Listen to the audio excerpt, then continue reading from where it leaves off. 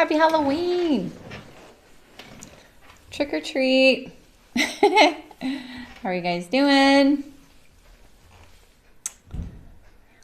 So did you guys see I took apart the collar and the facing and then I redrafted them?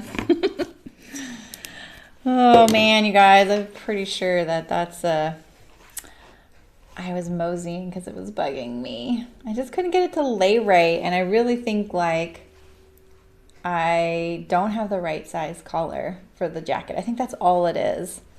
So, oh, no worries, Terry. I know, Megan, right? Yeah, so like remember how much I had to ease it in there? I was like, okay, I can't remember. Maybe a notch collar you ease, but it was so much easing. It reminded me of the days when I was a newbie, like sewist, and I would tackle like button-down Oxford shirts, but I probably wasn't cutting it very well, or maybe I was, but I wasn't using the proper seam allowance, and I was easing, and that's how it felt.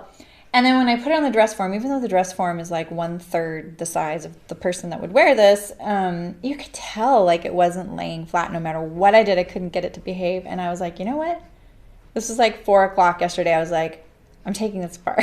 I took the facing apart at the shoulder. I kept my facing, my front facing, but I replaced the back facing and both collar pieces. And then like this shoulder line doesn't line up where the shoulder line actually is. It's really, really close, but it's like a 1/2 inch away.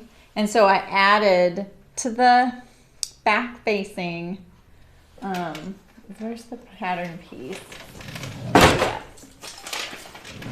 I was like scrambling trying to iron. So this is the difference. So this is the pattern piece that I made. This is the center back and that's the shoulder. This was the old one. Look at how little it is. Can you see the difference? Look at that. That's what I added. And then I added this amount that was missing right here, like this amount to the center back and neck to the collar as well, and cut it out. And then it went in there like a breeze, and it's laying way better. It's definitely not like perfect, and that's probably because I've been fiddling with it so much. I'm sorry, there's like a hair touching my glasses. I can feel it. So anyway, I feel like it's in a better place now. You know, like it actually looks like, it looks good, you know, looks pretty good. So, but look at that. There's no puckering. There's no nothing going on now, you know? So, but it's been fiddled with a lot. I feel like this length here could have been opened like a wedge right here, but I can't quite tell yet. So I really want to understitch this collar to make sure that it stays under there. So, right, Ray? Yeah, I honestly just think the wrong size was traced off for these 3 pieces. That's all I think it was. So I'm not saying the pattern is wrong at all, because I don't actually have the actual pattern here. I have a tracing. It's literally could just be like something that simple. Hopefully I didn't cut it out wrong. Like I have the pattern piece and I looked at it and I was like, it doesn't look like I cut it, because I can see all of her writing up to the line, you know, like put on fold. So I'm going to ask him. I'm going to be like, hey, can you just check this? Because I'm kind of going crazy. Like, I want to know now. So I didn't clean my glasses because I was like, I've been trying not to touch my glasses so I don't have to clean them as often, but it's impossible. I shove them into my pocket all the time. And I made my Halloween shirt, but my sleeves are going to do crazy stuff with the camera. I didn't have any like solid black, but one of you mentioned stripe, and I thought that was genius. But I had to put the stripes on the cross grain. But I'm going to see my sleeves on the camera are going to be kind of crazy, so I'm just going to pull them up today. And I can wear a Halloween shirt for a day. Right, Ray. Yeah, I thought that was you, Megan. Yeah. Stripes are always the answer, right? I know, Ray, but I do feel like I'm not doing the pattern justice because I don't actually know for sure, you know? So, yeah. I know. Thanks, Kathleen. Thanks, you guys. I love it. I'm excited that this is the fabric I picked for my pajama tops because it's like thick enough but soft enough, you know? So, like, I like really lightweight things for the summer, but, you know, yeah, so. Anywho, I told my mom, I talked to my mom today. That's why I also am a little running late. It was really nice talking with her. That I'm going to make us holiday shirts to wear in December because we could probably pull something off. Not matchy ones. I mean, maybe, but no. I'm going to have to do that for though. So anyway, let's just do this now, right? I don't think I have a center notch back here. My interfacing is also giving me a ton of trouble on the center front facing. Like I think like it altered the length. I keep re-ironing it. I don't usually have trouble like that. Yeah, exactly, right, Megan? Let's take this off here. Let's get a center notch. So I think we're in pretty good shape for the lining.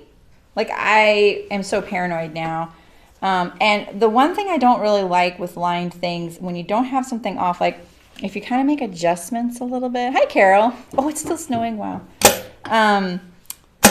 If you kind of make adjustments along the way, you run into kind of the danger of then like, what if your lining isn't laying flat inside of your jacket and then it'll droop below the hem or pull up on the hem. Hi, Brown Sugar. Daphne. I'm in California too. Where are you at? I hope you're not in the fire area. We're not. The anniversary of the campfire is next week though, so it's kind of like a little nervous about that. I don't know why. All right. So here's my lining. I need to simplify what's going on over here. Let me get the directions out for you guys. And we sewed up the lining. Like I literally struggled yesterday going, did we get anything done yesterday? I'm really glad at least we got this. Oh, Vista, North County. Oh, okay. Vista, North County. I don't know where that's at. That's crazy. I don't know where that's at. I mean, I'm not intimate with every part of California, but I've lived here a long time. I've lived all over it. Pretty familiar. All right, so we sewed our pleat shut all the way down, and then I just kind of marked where the back tack was because we know we're going to have to remove that stitching. And then I left the opening for the lining on the underarm, the side seam. Yeah, you guys are all awesome. It's a really great group of people here. I'm lost in the coat right now. Okay, let's get rid of that. It's a lot of coat to keep underneath a little space so I don't hit the camera. It makes me sewing it really awkward. Sorry about that. Right, Terry? I know. It's a good one. It's a good lining. All right, so let's put this right sides together. And I'm just gonna pin this around. I think I'm gonna run out of pins. I cannot go by my shoulder seams for the facing, unfortunately, because I have moved that line now. Is this right sides together? Oh, yeah. Oh, I bet, Carol. Oh, okay, Oceanside, La Jolla, Encinitas, San Diego. Oh, I used to live in San Clemente. Yeah. My sister and her husband were almost stationed in San Diego, and I was just there for my high school reunion. I don't really know San Diego very well. All right, so I don't really have much of a guide until I get down here. And so I'm just going to pin this for now, but I'm going to look at the directions because I think we do something tricksy down there with the hem. Let's just put a few pins in and see where we're at. See how it fits. Because, you know, I didn't even think about this, but I did change, you know, these pieces so drastically. Let's hope that they still fit. Because look at that. Oh, you guys, what did I do? Oh, that's awesome. Olympia, and it's not raining? That's where my sister is. Well, she's not in Olympia. She's not anywhere near Olympia. She's in like Mukilteo, which is north of Seattle. So let's see, guys. Let's see, because remember I added so much here that I'm hoping that they were the incorrect pieces and they're not going to affect sewing it to the lining. I'm a little worried about that now. I didn't even think about that, I'll be honest. Let's look at that. And you know, I'm pretty sure, let's see, let's look at the directions. Let's try and make myself feel better here. Oh, your son lives in Uncle Teo? Is he in the Navy as well? A lot of Navy folk over there. All right. So, pin the lining to the coat with the right side together all along the side and fold the bottom lining upward at the bottom of the front facing so that the raw lower edge of the lining is aligned with the raw lower edge of the coat.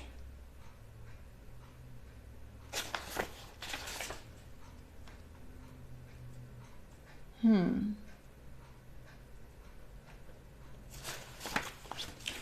might have to do some voodoo here. I'm not gonna lie. I didn't finish this right here, so maybe I could do that right now.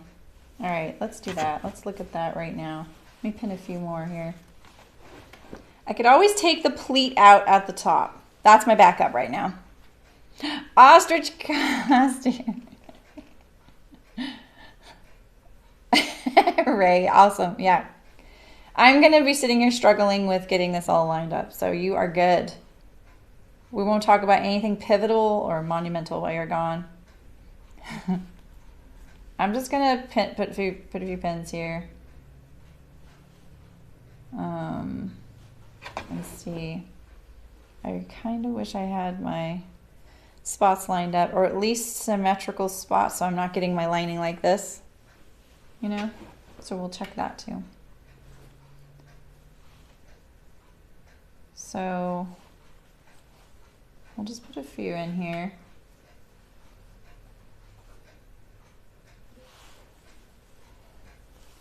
And then I really want to cut all this. So you do this, right? You fold this up like this. I feel like this is how you do this. Like that. You know?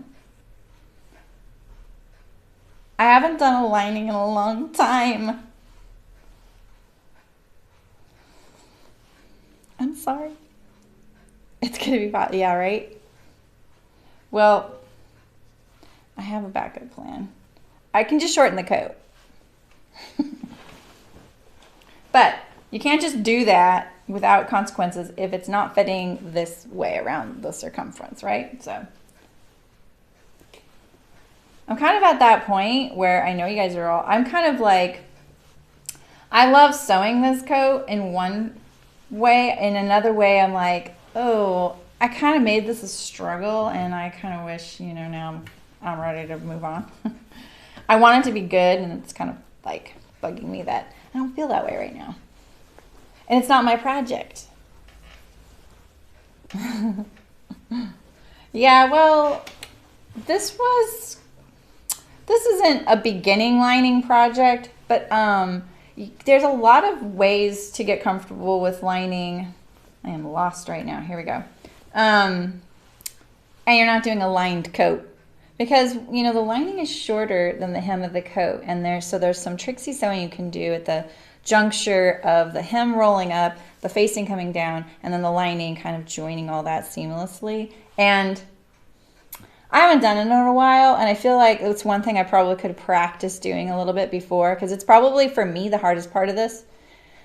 I know that's crazy because I made the notch collar look probably like a little bit of a struggle, but really I was just trying to beat a square peg into a round hole for that. And then the welt pockets, I just wanted to like really get into that process, and that was really fun. I wish we were just doing welt pockets at this point.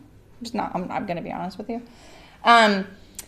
But the way they're explaining to the lining isn't really letting me know what's happening next, because and that would inform me what steps they are wanting to take with it. And I can read ahead, but at the same time I'm kind of juggling all these other things. So I didn't set myself up well.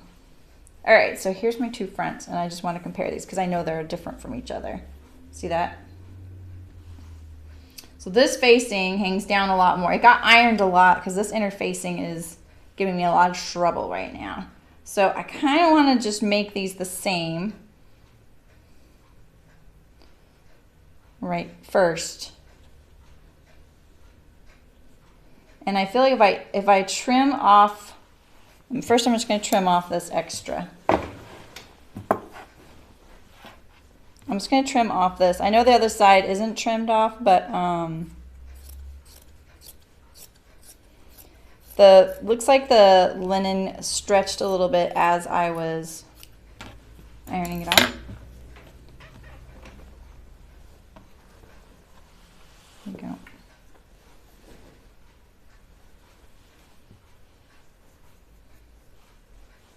Because look at that one. That interfacing is getting anywhere near it. This one, I'm just lining it up to the edge, to the same edge, and that's just what I want to make sure I'm doing. So now I'm going to sew across this. I actually might shorten the coat though, but I'm going to check one other thing before I decide to do that.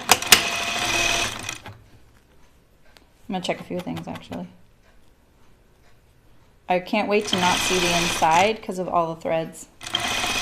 Remember, we stop about 5/8 of an inch away. Yeah, because usually what you do is you sew the lining to this, you fold all this up, and then it's like magic. I'm going to trim all this off under here.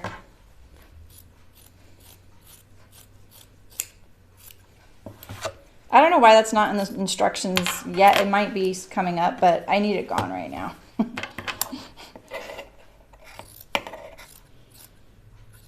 Usually this is drafted into the pattern, this little cutaway.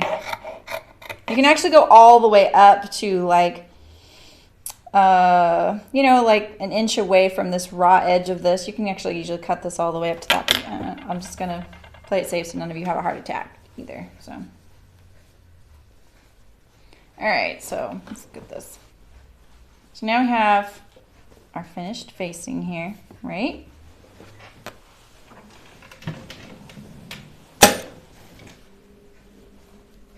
What's going on here? Let's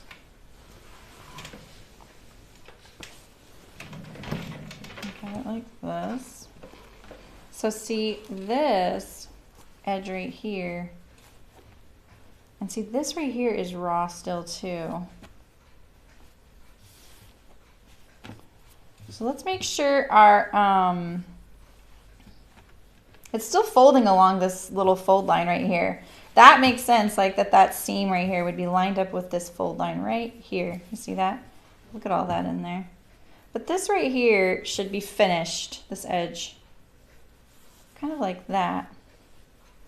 So they're saying do this. See, it does get pretty short, so it might be okay. Isn't that crazy?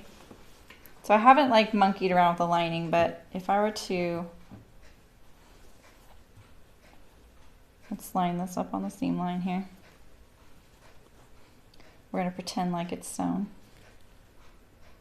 Right? Here's my fold right here. So when this doesn't make sense, you kind of do it so it makes sense to you, right? And so now if this was folded like this and those raw edges were aligned right there, it actually works perfect. Hi, Samia. How's it going? Except this raw edge right here. So what happens with that? How do they doing with that?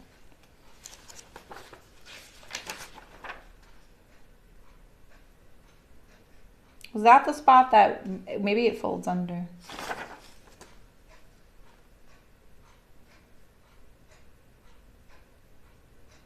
I think so. Oh, oh, you fold it and you hand sew it. Origami coat style, right? Yeah, so they do this and then they hand sew it in there like that. That's why you don't stitch all the way to the edge. All right. I hesitate to say it, but this looks like it's going to be perfect.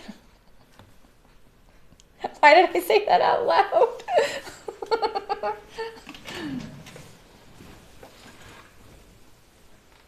Let's look at the other side. I'm going to give it a look over to see if anything's hanging weird. It looks super short though.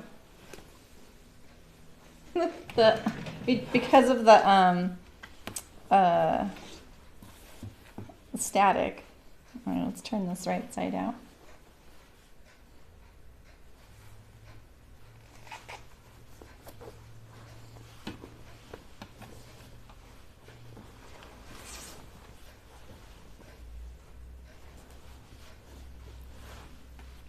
I was like, I'd love to sew a coat for you. Please send me this project. Let me make it so difficult that no one wants to sew it. I'm just showing you, like, when I'm doubting something, this is what I would do. When I'm doubting it, I'm like, all right, like, let's pretend like it's sewn. And usually there is this little, like, blousing right here, and that's because when you're moving around inside your coat, you know. So I think this is all gonna work out. I can't believe it. All right, so they're saying fold up to line up to that raw edge right there, right?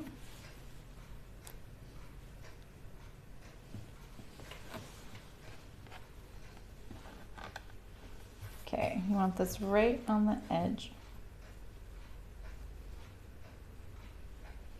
Wherever that is, okay.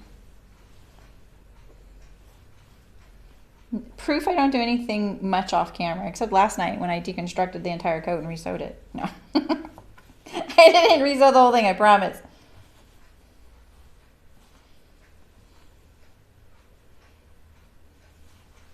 Just gonna pin this like this for a second. Nope, next please. I just want to sew pajamas now. And Halloween shirts. Speaking of which. This one does, look at, see, this one isn't folding up quite as much. So I need to make sure that I'm distributing the lining on here symmetrically, you know? What I really want to do is put this on the table right now, because it's just so cumbersome, you know? I'm just gonna look at each side here right now.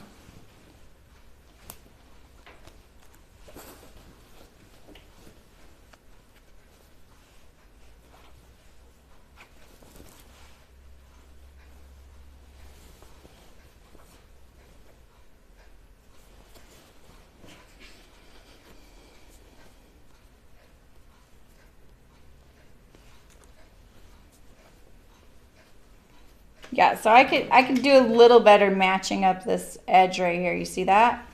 So let's check it again. I'm checking it a few different ways. Can you guys just go somewhere and come back? You're figuring out how to make a bra? That's awesome. I'm making this look a little bit too hard, Carol. It really isn't bad. If you just follow the instructions, make sure, you know, those pieces are okay. It's really not hard. I'm doubting everything now because I altered the collar, you know, and the facing. And because of that, I just want to make sure that, because if my alteration doesn't affect anything, it's probably just that the wrong piece was cut out. Okay, it looks okay when I do this. You're glued to the screen. That's so funny. I would look at this and go, oh, this lady doesn't know what she's doing. I'm out of here. But for me, like, I look at things and I'm like, I know where I can kind of get into trouble, and when I stop thinking about some of those areas, I need to go back and kind of triple check the other areas. So I'm going to shorten this one. Oh, I just pulled that pin out. I'm going to shorten this one a little bit more. You know what I mean, jelly beans? And then I'll feel better. You also can't just shorten your coat without it having other repercussions, you know? Like if I'm not shortening the back of the coat, I have to make sure that it gets equally raised. Okay, here's my edge. We're gonna recut this.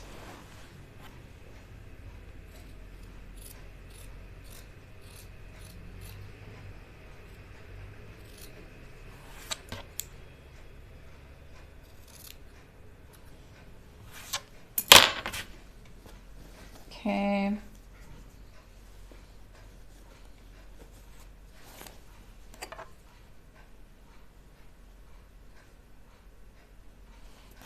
All right.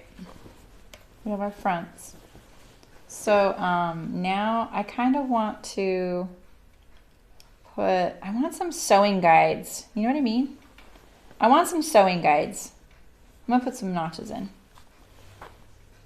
I'll feel better if I do that. I could just baste it all and see what happens. You gave up sugar and the bag of Halloween candy is calling your name. I'm so sorry. In my pockets when I walked up to the door, here's the drawback of the Tamarack jacket. I'm going to tell you straight up what it is. You can fit a lot of stuff in those pockets that nobody knows about. I had a Tootsie Pop, 4 Tootsie Rolls, a little box of dots, my phone, my glasses, and my car keys. And I had room for the peanut M&Ms in the cupboard too. But I didn't have time to get them. So, can you tell I give up sugar too, Terry?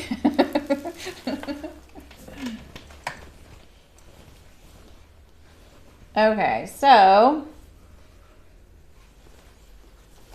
I'm just going to put some notches. These notches won't necessarily match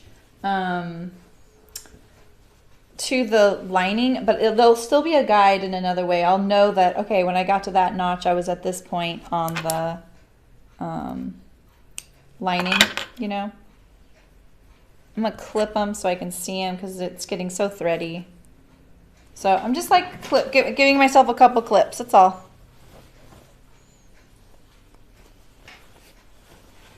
This way my lining won't, like, you know, become different lengths along the way.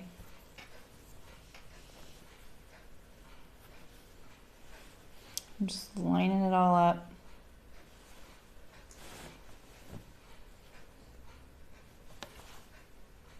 Don't look off right now, please. We just evened you up.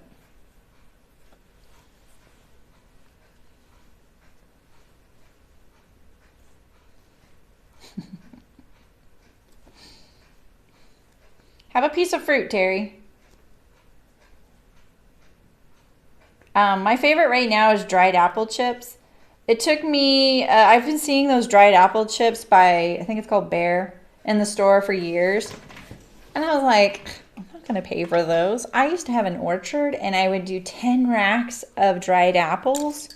And I would refill it. I would like peel, core, slice enough apples. It was a 5-gallon bucket of apples. Like a very full 5-gallon bucket of apples would fill my whole dehydrator. And then in like 2 days, they would be done. And then I would do that again for another hour. I would peel, core, slice. I had it down to science. Like no one could talk to me. I could do it really quick. Fill up my dehydrator. And I would just do that until I was like, okay, I'm tired of doing this. Like for, you know, like off and on for like a month, you know. And then I eat those, you know. And so I couldn't bring myself to buy those after I let go of the orchard, which was, you know, kind of sad, a relief, but sad. And then when I bought them, I was like, heck no, this is way better than buying candy. And like a half a bag is a serving. There's no way I could eat the whole half bag, but I don't think my tummy would not be okay with that. That'd be like eating 5 apples, you know? You're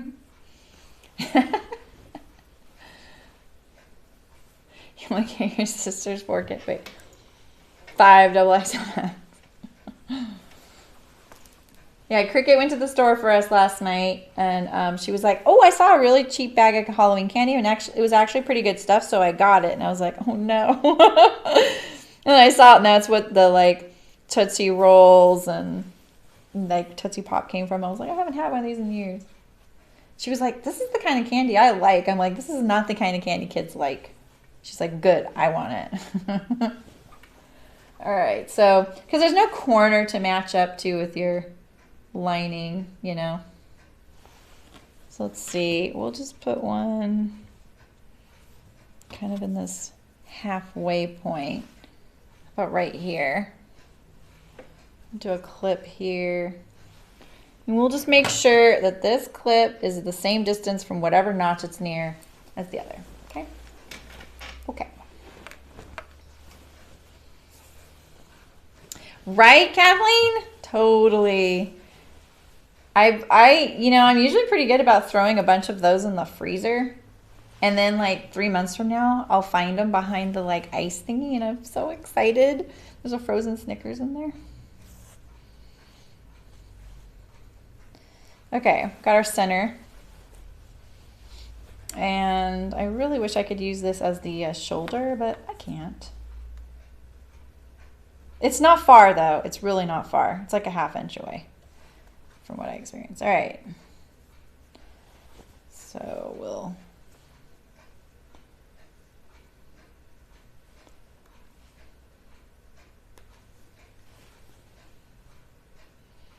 go up to this one. This is the shoulder line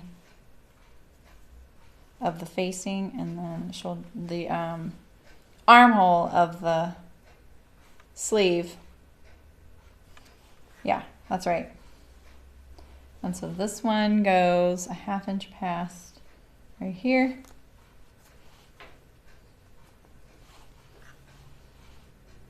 This way I get my lining on symmetrically. Sneakers is your favorite, girl. What my mom wants really badly is, and like we like scoured the shelves at Target for, is a snack size of Nutrageous. She says they've made them once and they haven't since. So,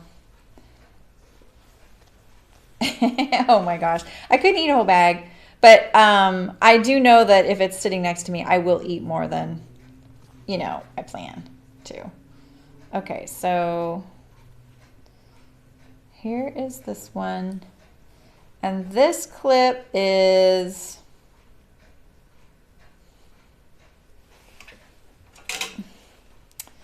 it's about 5 inches, 5 3/8 away from that one. So now let's go on this side.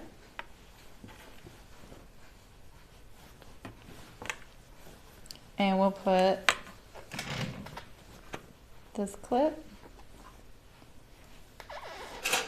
5 3/8 away, about right here, like this. This is how I'm doing it. So I don't really have my notches anymore. Oh, really, Megan? Oh, that's rude. I'm not a big fan of Milky Way, but I do like them frozen. I'll pretty much eat anything frozen. Hi, Brooke. You're on. Oh, you couldn't get Twitch or YouTube to load? She's on Twitch.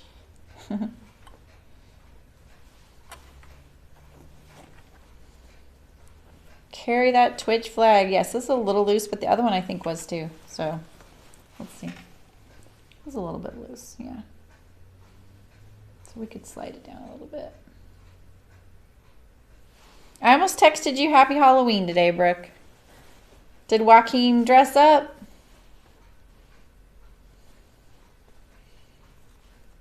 I'm just going to pin this because I don't know why I'm not trusting the clover clip.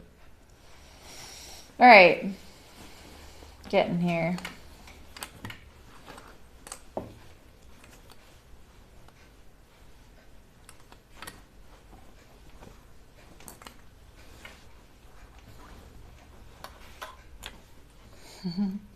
Yeah, Terry, I think if you don't change anything, you've done all the markings, and you stuck to your seam allowances, that this will go together with like a breeze. I really do think that. All right, so this pin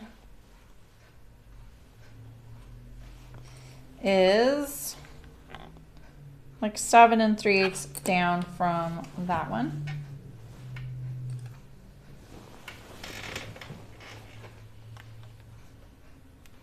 Yep.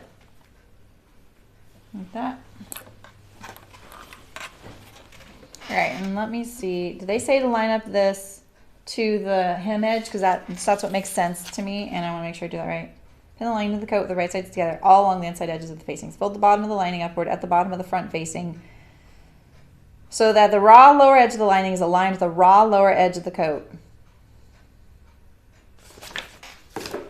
You got it. Okay.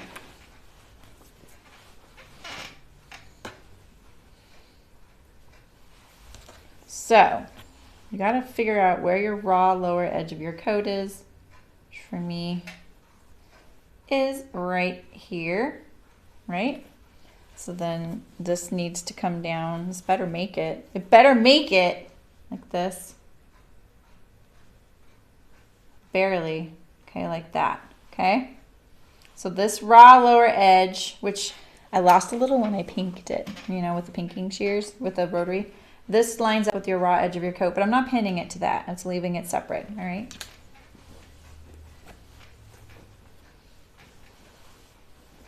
All right, so this one, let's see, same thing. We're gonna fold this. Doesn't this one look shorter?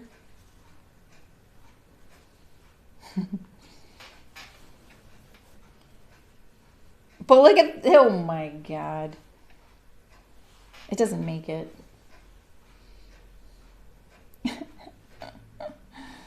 I'm gonna ease it in.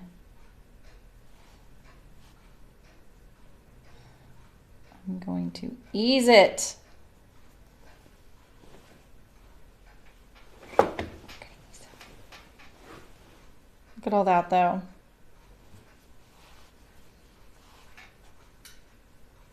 Can I do it?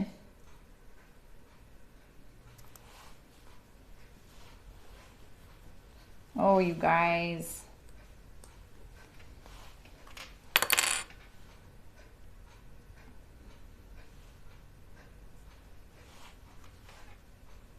Okay. I don't know. We'll see. All right, let's sew. Enough of this monkey business. All right. Let's start with the other side, right? We're gonna put the lining side up.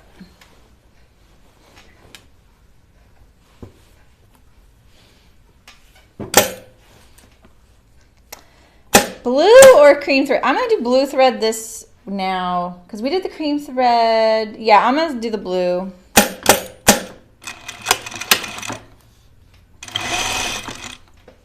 All right.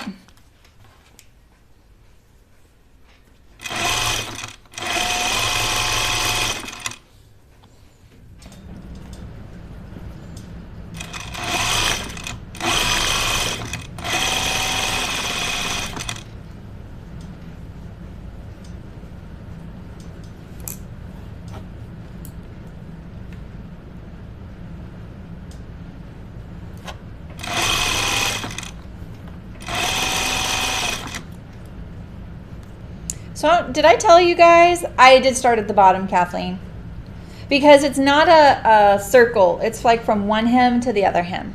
Yeah. And I started it with the side that would make it lining side up. So, ooh, even I'm a little confused on like what. This is the left front, I'm pretty sure. Pretty sure it's the left front. Wait. Is this the, because there's the armhole, right? So I'm pretty sure it's the left front.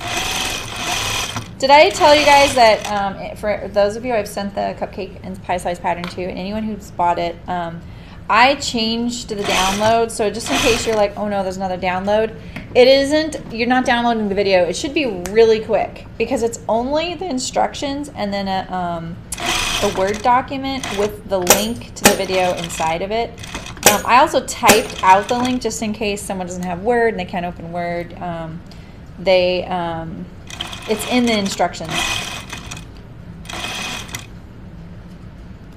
I'm just trying to make it an easy download, something that doesn't take up space. And then that way you can just watch the video on Vimeo, which is like a video hosting site. I actually really like it. It's a really classy video site. I like it. But it's kind of like a pay, they have like, it's like a paid platform. for some video creators. Not me. I don't pay yet. I have in the past, but not right now. I don't have enough on there. They have live streaming, but I've never tried it. It doesn't come up as one of the options in Streamlabs, and Streamlabs has like 4. So ones I'd never even heard of. All right, here's the pleat. So the pleat, they have you push it to one side. Because it's not technically decorative, it's more of a functional thing. You could center it, but you are really just needing it for movement inside your coat. That's why you need the pleat. I'm just sewing around 3/8 of an inch seam allowance. This is really easy. You know what's easy? Just doing it. What's hard is doubt. Doubt is what gets in the way, right? Doubt. See, I could have just done this earlier, and but the doubt is what made it look hard. You know what I mean? But you don't know until you just sew it, and then you're like, oh, okay. Now I have more information, and now I can get this together. All right. I'm in this section I'm easing, but it's actually not bad.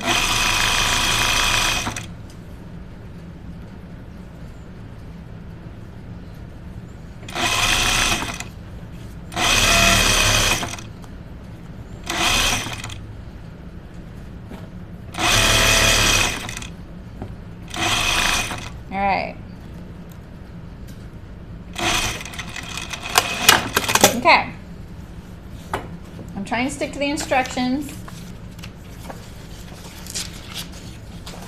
So now we're on step 5, and now I'm on, I don't know, there's no page numbers. I'm on 5-5, so turn the coat right to the right side. Insert the lining sleeves in the main fabric sleeves, being careful not to twist the seams. Pin roughly the bottom of each sleeve with its lining. Okay, so I have funny stories about doing these sleeves, but they're not like they're like just, they're not really even stories.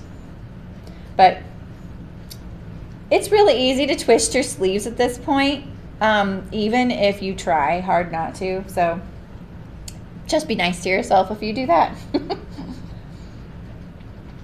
Yeah, okay, so we're gonna turn this right side out.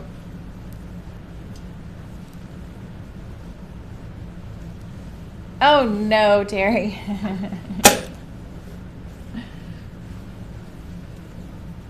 You stepped on the pin. No. Does that mean you have a hole in your pocket? Look at that. Looking good. All right, so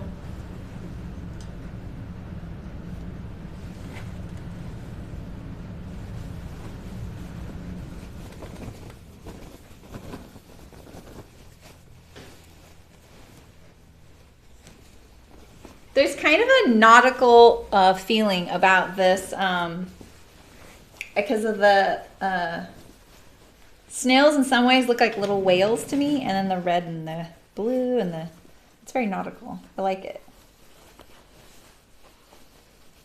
What the heck?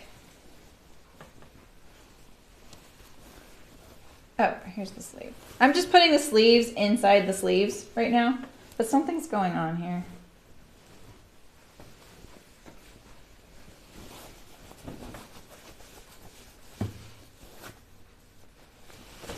Okay. How does it all look?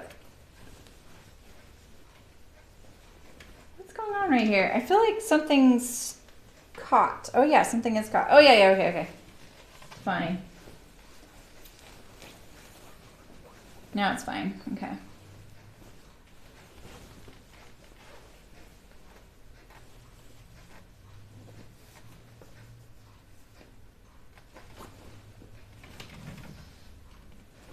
Looks pretty good.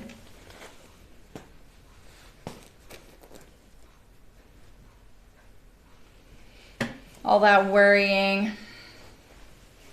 Yeah, just patch that hole, Terry.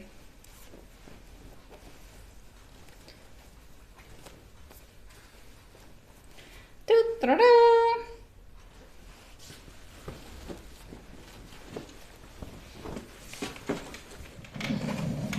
It's awesome you have jeans. You've had those jeans that long though, Terry. Have you seen the movement visible mending?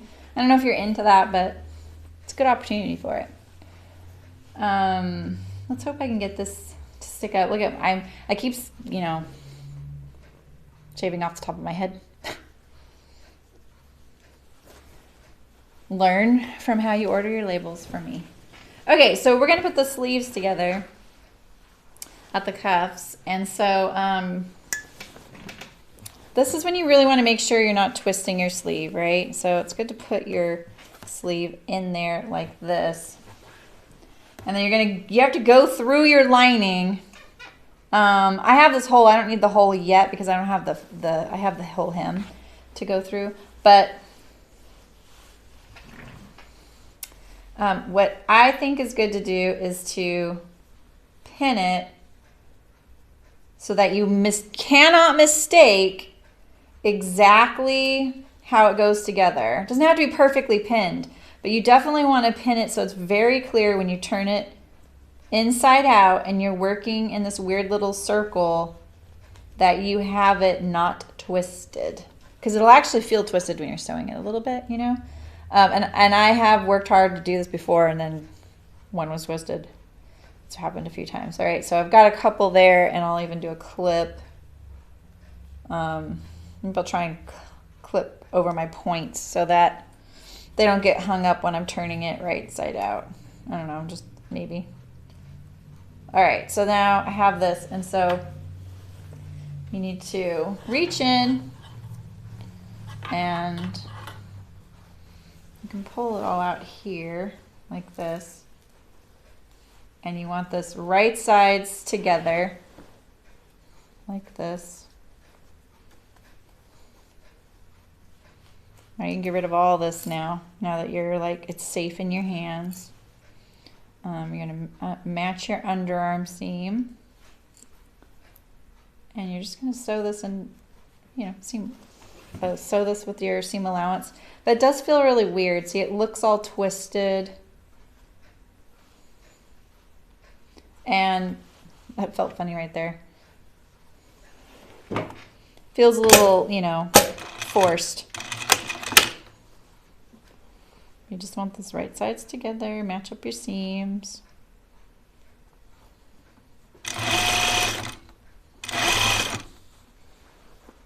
Hi Lynn, how's it going? Happy Halloween! Thanks for you know, sneaking on the work computer, saying hi. What have you been sewing lately? Did you have to do costumes?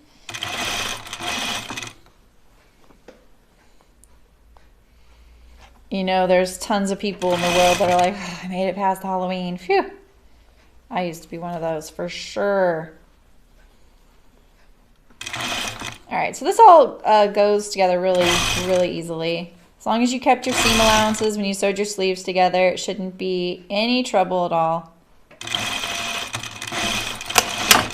There you go. That's one.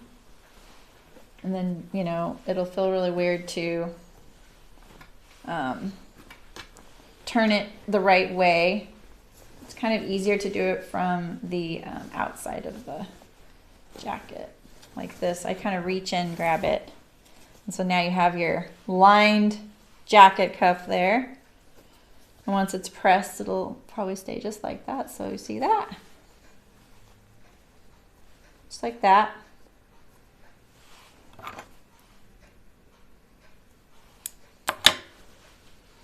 And then you're gonna do your other one.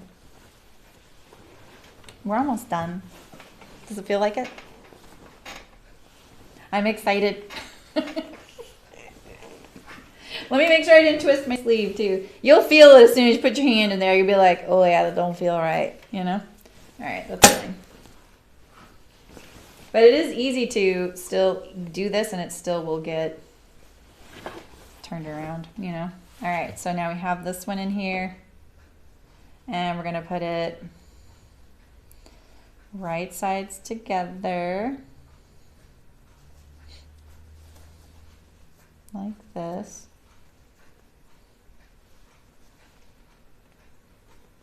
I just make it logical to me. I feel like when you're sewing these kinds of projects, it's really easy to get intimidated by them. I get intimidated by them. I get a little nervous, you know. Oh, you're working on a fall capsule wardrobe. You know, I look at those and I'm like, I don't need that. And then I start thinking about it. I'm like, you know, that would be really handy, right? Like you have like things that just mix and match, go together. They're easy. Yeah. You're smart, Lynn. Anyway, if you're feeling a little like overwhelmed by the instructions, or you're like, I don't understand what's going to happen here, because I'm the type of person that when I'm explaining something, I'm an over explainer.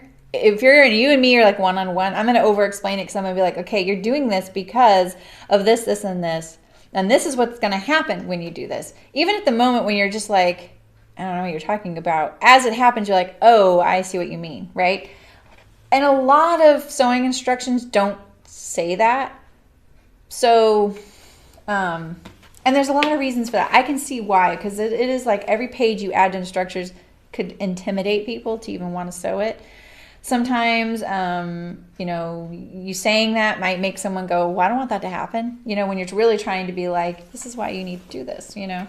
So if you're feeling kind of bogged down by things like that, do it like what I do. And I have to, bye, Samia.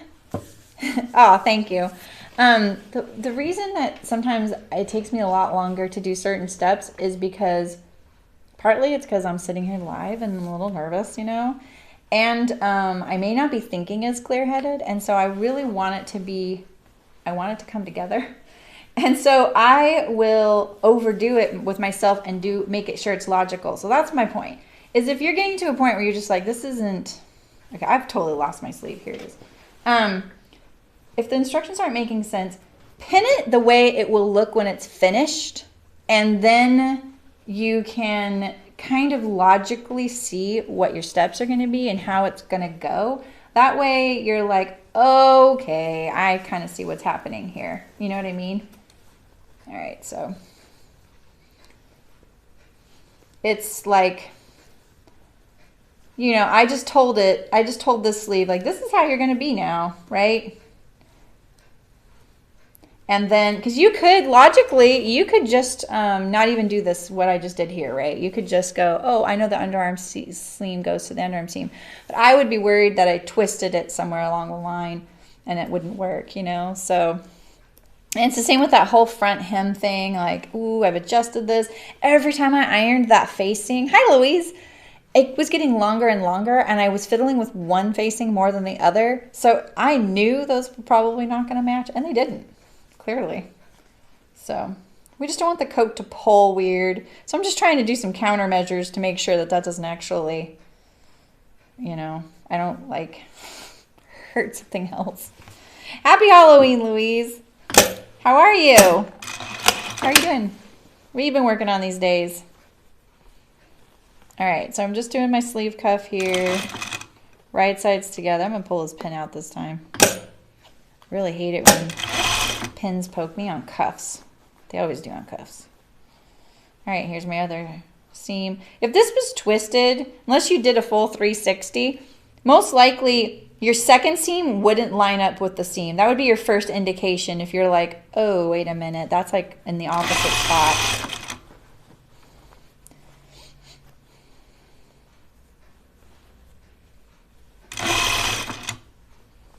Plus there's another seam, so you could be matching up the wrong one.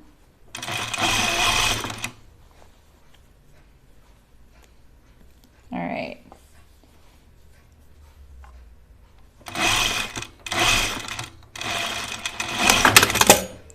All right, and we're trying to think of also some gift sewing ideas, aren't we? Here's this sleeve.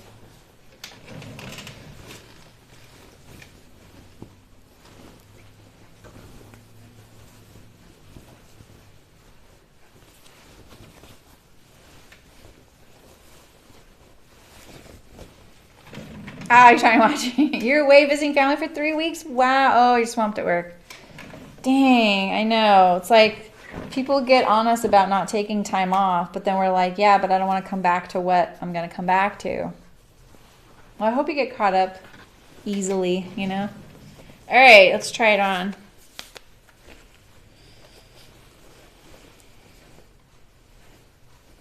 I forgot I have that pin in the back. Let's see how the sleeve length is now too, because we were a little worried about that. Oh, I just lost a clip. Look at this, is hanging really nice.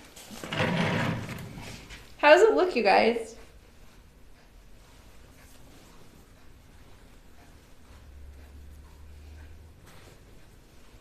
Sleeves are pretty good.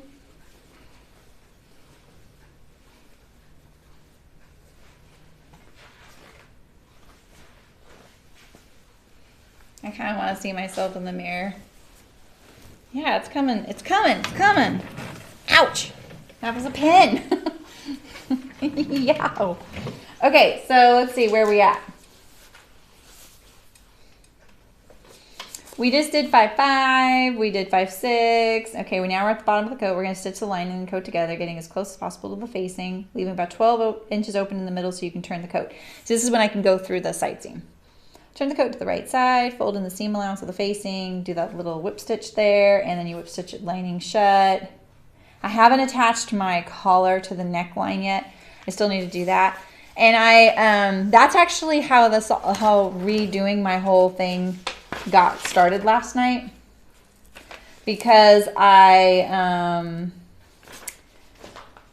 decided to try and just machine stitch the neckline seam together, the two collars together, which put the seam allowance pushing down and not into the collar. But I wanted to see what would happen, and that's when I was like, there is no making this thing lay flat, you know? So that's how I got into that pickle. So if you really want to be able to not have to hand sew your lining, because I'm debating, you know, right now, see I have this hole right here in my side seam right here, right? You could put this instead in the underarm seam of the sleeve. It is a little tricky, but then you can just machine sew that shut by going like this. You know, you just poke in your seam allowances here, and then you just edge stitch it really close. I could still do that on this, you know, but it's not my coat. I'm gonna think about it. Literally, my hand stitching might not be the greatest, so we'll see. I'll give it a shot. But what I like though is I don't like hand stitching the hem because I don't want the hem to be funny. I would much rather go through this seam here. So that's what I'm gonna do now. I'm gonna do all of this through this seam. Whereas most likely you're just gonna go like, you know, you can go like this through the hem. So put your hem right sides together, go as far as you can, and then go as far as you can from the front, but you have to leave a little section open. Because I'm going through this hole, I can probably do the whole hem in one fell swoop as long as I'm not forgetting something, you know. So I need to line this up well right here, I think.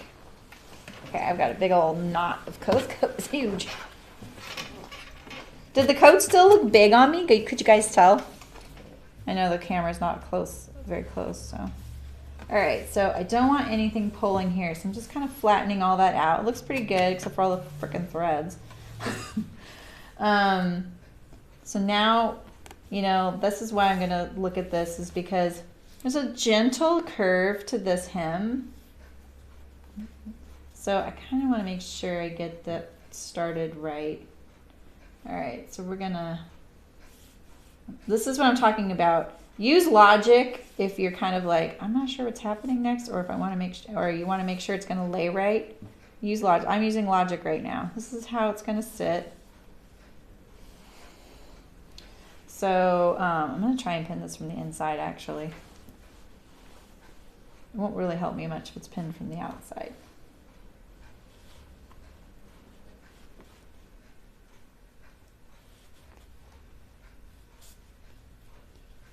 Like that. right? And then I'm gonna pin this right here because I want to make sure that I don't let this drop or go higher. You know what I mean? So, is it okay? All right, so let's see what it looks like when I turn it like this now. So it feels kind of weird when you do it. You're going to get as close to the center front spot right here as possible. I think I could get closer if I clip it right here.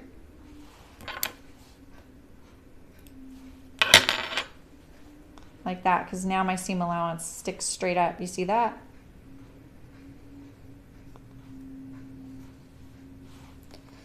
Right? Hey, Barbara. Yeah, the threads are driving me nuts. I don't know if you watch me so much, but I usually I'm always trimming the threads and throwing them on the floor. And I know that would be a lost cause on this, so I really have been trying to get to this point as fast as possible because of that. I know it doesn't look like it though. All right, let me look at this one. Let's set this one up. Get this nice and flat. Right, the facing needs to be flat. Nice and flat, because that's how it's going to sit on the body. Okay, so that's how it sits. The static is not helping me. It is not my friend right now. All right, so we want this to sit like this. Like this. So this is you can use this as a guide, right? Because of this gentle curve, you know that that's non-negotiable. At the seam, side seam, you want these to line up, right? So you could do that. You could go, okay, I know that's going there. So how does this make this curve? Does it ruffle much? There's a little bit. Kind of funny, huh? All right, so if I want this to stay nice and balanced like this, I'm barely going to make that like that. This was the one I think I was a little skimpy on.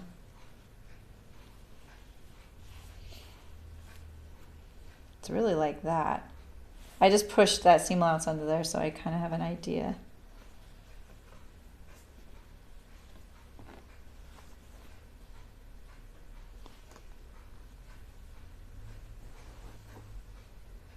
I barely got a seam allowance there.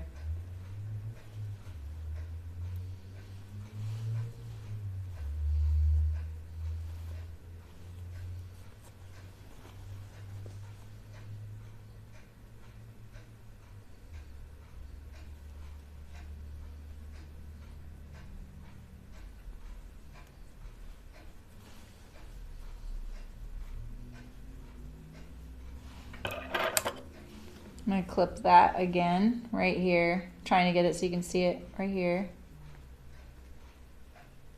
See that?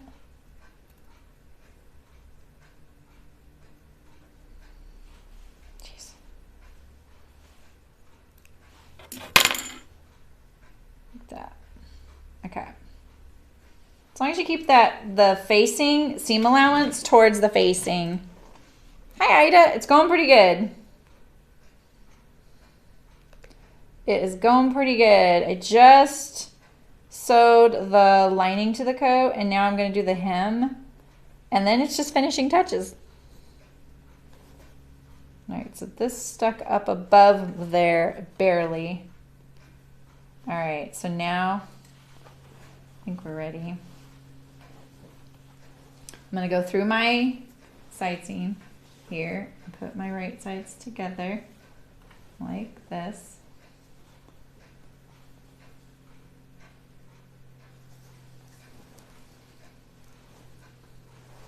So awkward. Yes, so awkward. All right.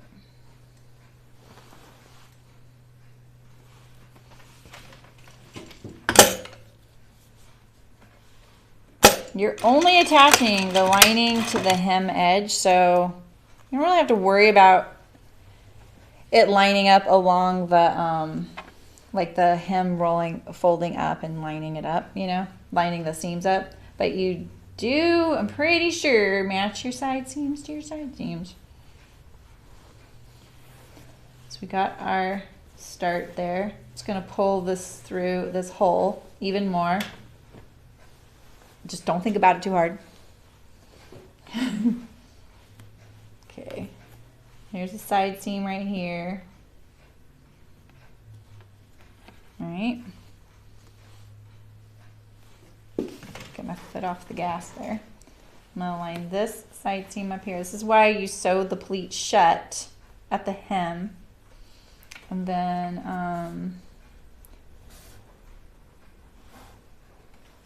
my pleat is going that way on the coat. So I'm gonna put it this way here.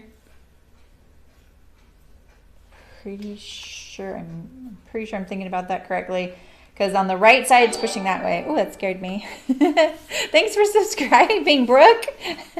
Oh, you used your Twitch Prime, you figured it out. Thanks. Awesome. Sorry I jumped. Oh, right, Barbara? I know. Oh, I'm sorry to hear that. Like I call my hands claws sometimes, because that's how they feel. You know, like I'll be like holding something and it just lets go. I know, right, Brooke? Are you on a phone? Because they just added the subscribe button to your phone, but you have to like get subscribe credits or something like that. So, all right, so here's my end. It's hecka awkward, I promise. It's awkward like this for everybody. All right, so here we go. I'm just doing my key points, you know. Oh, you're on the computer. It's easy on the computer. It is. It's really easy to do. It's just like, I feel like subscribe is such a confusing word, because when you subscribe to someone, usually it means you're just like going to get a notification of when they have a new video, right? When on Twitch, it means you're giving them money. But at least you have lots of opportunity. It's not like you're clicking away and giving them money before you realize it, you know? All right, here we go. Look at this, perfectly matching up.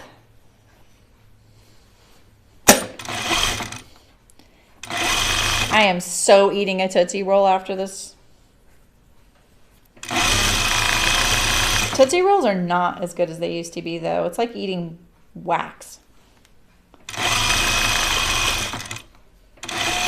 I just learned, like, you know how I told you guys, like, I can walk to that little convenience store right there?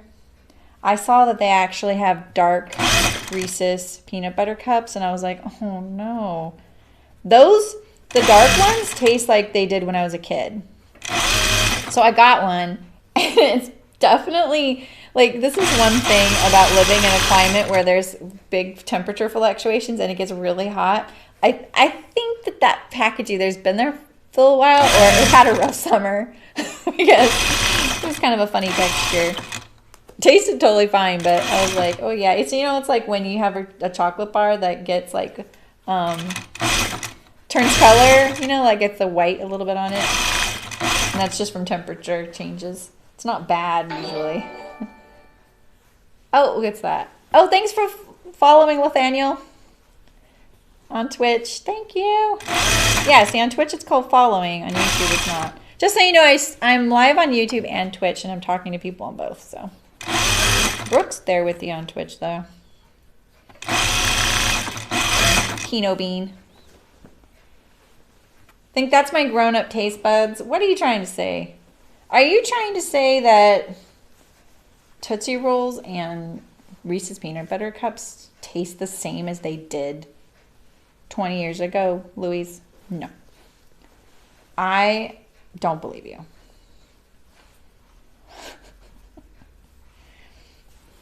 You're saying I outgrew Tootsie Rolls? How dare you? I, for a long time, like, stopped eating anything like that. Like, that's, like, very refined, very conventional, mainstream stuff. And then when I had my daughter, you guys, like I had been living in like, you know, Granolaville and loving it. I loved eating that way. I loved eating really healthy. Then I got pregnant and this was like 17 years ago, almost. Well, no, it's more than 17 years ago because she's about to be 17. And all of a sudden I was like, ooh, McDonald's sounds so good. Canned peaches sounds so good. All the stuff I grew up eating and enjoying.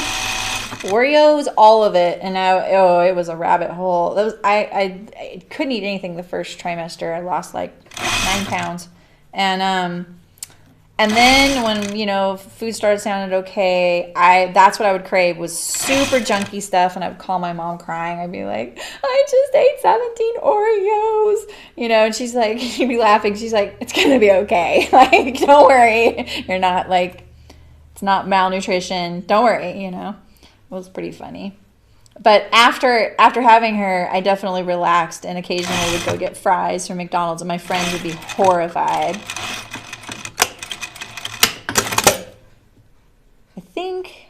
I don't think I got that quite right there. I'm just going to double check it right here. Because I clipped into it, I want to make sure I don't have any raw edges. Because that was a little, I'm going to go toward it like this. Oh, I just did that, didn't I? Dang. I just can't see it very well. Let me see if I can get this nice and flat. Here we go.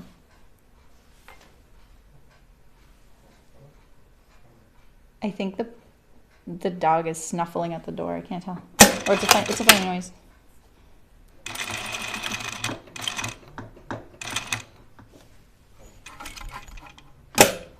Right there.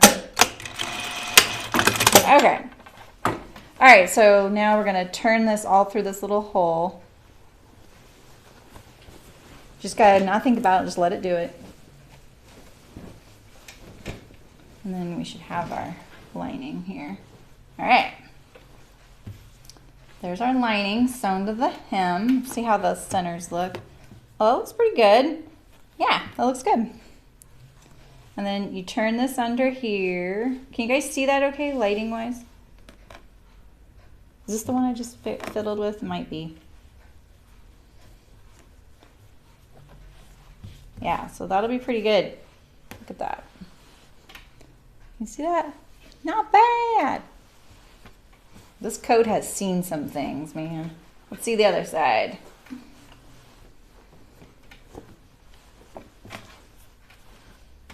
All right. Oh, this one, oh yeah, I did, okay. I was a little worried I didn't poke my facing towards the facing on this side when I was setting it up. I don't have quite the nice angle as I did on the other one, but it's not bad. Like the angle's there, it's just not right there on the fold. I'm gonna leave it because I feel like things like that, it still sits nice, except for all the wrinkles. But once you start monkeying around with this is an alignment issue that you could kind of get into some trouble. Like I could take out some stitches and poke the facing towards the facing. Probably do it, but I'm not gonna quibble with that. All right, so some of the finishing details you do now are you're going to tack your hem to the seam allowance of the coat. So, you know, like at this little juncture of the seam here, look how nice that lines up. Not bad for once. Then you're going to tack it so that the hem is tacked to the coat and it's not flying like this. Can't do this.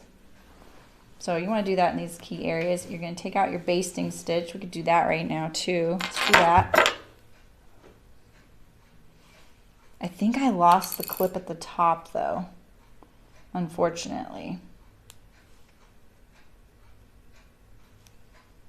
I might want to do this from the inside. I still have my hole. So I also don't have to hand stitch this shut. I just need to do it on the side seam. You know? So then you have this little bit of ease when you're doing this in your coat, you know what I mean? That's what this pleat is for. And you definitely notice when it's not there. I know that because I think I got into, like, you know, I would want something and I'd be like, oh, I'm gonna make myself a little coat. And I would just cut the outside the same as the inside. And it just always felt kind of tight. I feel like the tamarack kind of suffers from that and the fact that armholes are probably a little tight on me. But I feel like, you know, it's a quilted jacket. So it's gonna do that. So I'm not sure how high to go up. Let's see if I can see inside here.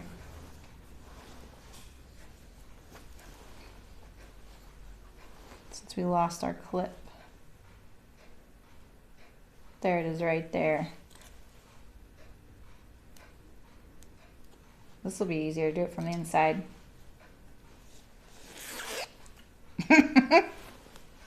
It's done. I love basting stitch. Let's see how it looks here. Go up to the, is this the back stitch? Where's the back stitch?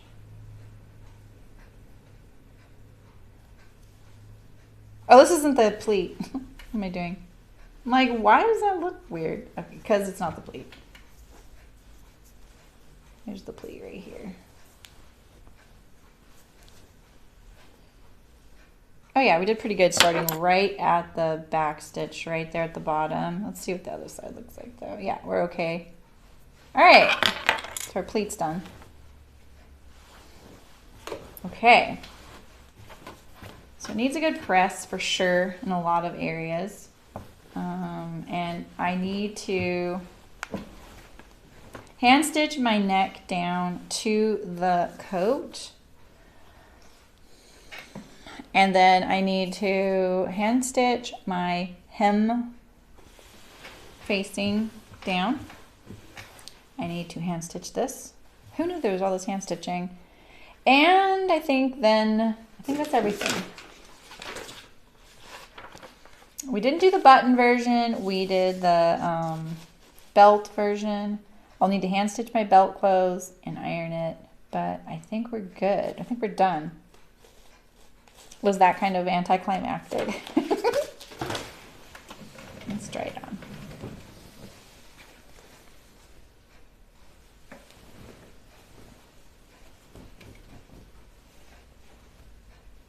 I just want to make sure that the lining doesn't creep below below the jacket. I don't have my belt ironed, but here's my belt. It's not mine, but you know.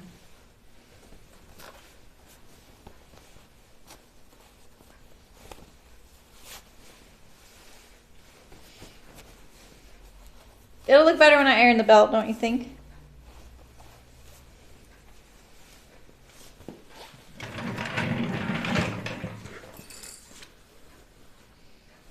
What do you think?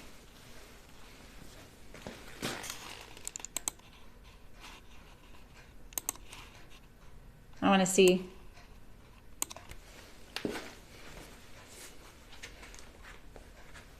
It's looking kind of trenchish.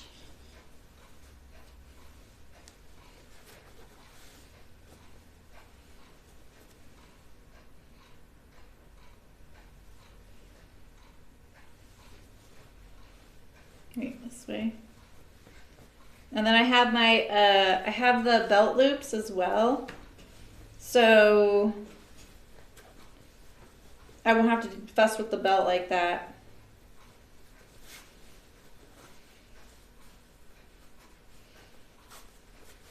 You know, honestly, it's really comfortable. There's my pockets. It's not pressed yet. Yeah, it'll hang open without a belt, Louise. There is a button version. So you could put like you could put buttons though, Louise. But it doesn't, it has like two. That's it. But it would sit this big without the belt. So it's pretty big. How do the shoulders look? They look kind of like the shoulder looks like it's right here.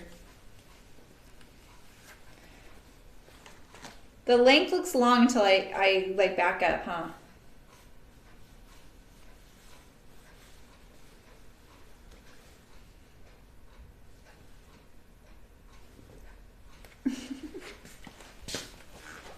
Should we iron the heck out of it? Let's iron the heck out of it. Whoa. That's kind of hard to do, by the way. Yeah, I actually like the length too, Carol.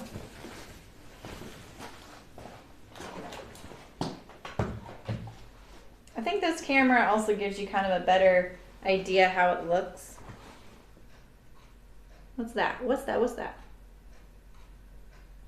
Little thread?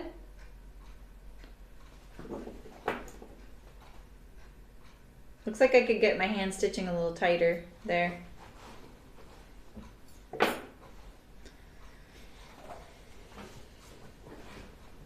So here's our belt loop.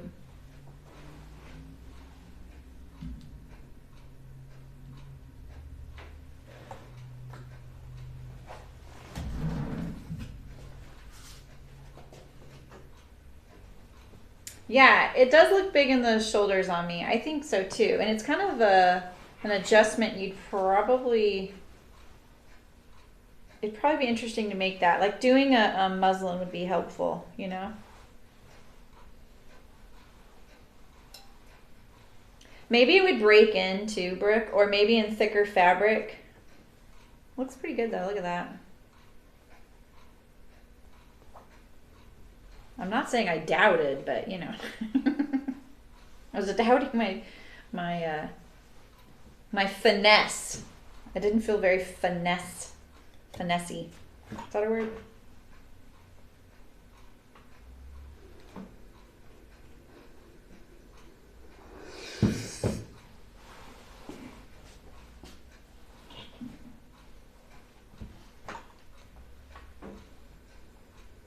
I think I would go down a size. Yeah, right, Brooke? I think so too. Brooke just said the exact same thing. But this is for hearts, so I just make the size they ask, and they're just really nice in letting me make sizes that fit me. I probably, to be honest though, would have picked this size based on the size chart, just because I feel like I'm tired of my clothes getting a little small within a few months, because, you know, my age. And, you know, peanut M&Ms. So, I probably would have been like, ooh, I should probably err on the side of going bigger. But I think it would have, you know, learn from this that I think you could go to a size lower. It's very roomy, very comfortable, easy to get over your clothes, which is nice.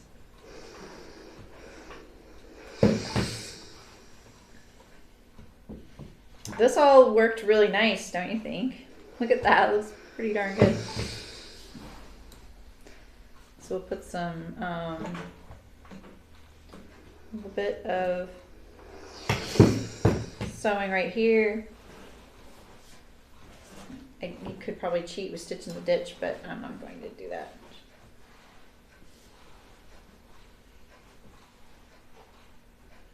Yeah, right, Carol?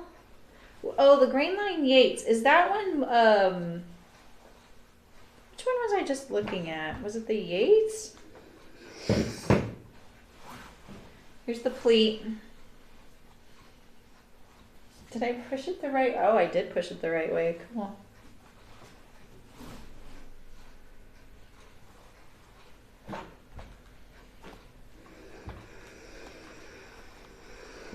What's it doing right there? What's going on right here? What are you doing? So it's kind of interesting that the hem has that curve in it. You don't really notice it sewing wise, but you can see all these little wrinkles. Yeah, exactly, Brooke. I feel like as a sweater wearer, you understand that struggle because sometimes your sweater isn't your overcoat, you know what I mean? And this would fit over a sweater, which is nice. You can see my width here is a little bit bigger. So that's kind of a bummer right there, but And, you know, there's a few too many threads around. I'm not going to sugarcoat it.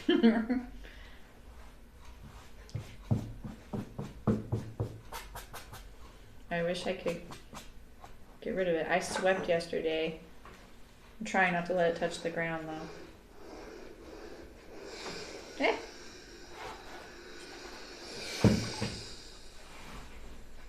Oh, it's a boxy looking. Okay, does it have all the pockets, Carol? Yeah. Yeah, it is the swing style. I mean, that's exactly right. You know? I think, you know, it's a good point, Louise. Like, that is the style of this coat. So, I still need to tack my neckline together there.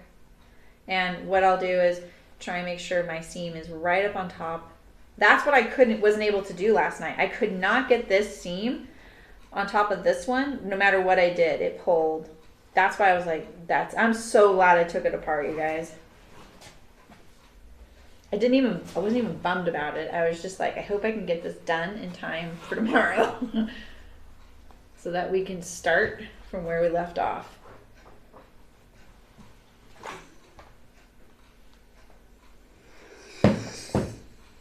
Oh, let's do our sleeves a little bit. It's boxy and it has straight across pockets. Yeah. Yeah, I think I have looked at that. Were they just featuring, which one were they featuring in their newsletter recently? Was that a new one? Okay. And, you know, if you want, you could do something like this and people would see your lining, which is kind of cute. I don't know if you would do that though.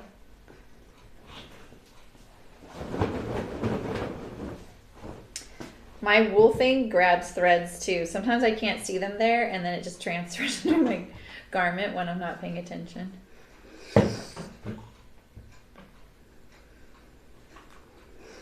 Yeah. All right. Not a trick, definitely a treat. So I'm just gonna do some hand sewing now. Do I machine sew this shut? I kind of think I do, but I know you guys are gonna tell me to hand sew it.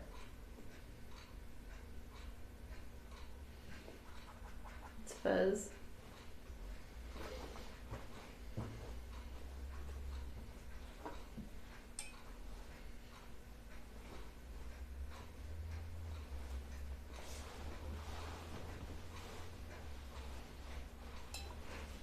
Oh, that's what it was, Carol. I liked that jacket. I can't remember what it was called. I'm sure they said a lot on Instagram about it, but I didn't see a thing about it. I just saw it in the newsletter, and I was like, oh.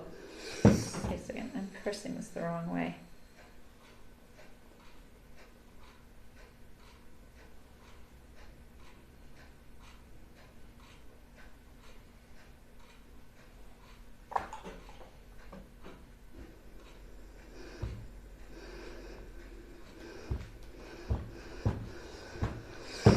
Polyester has a smell occasionally, doesn't it?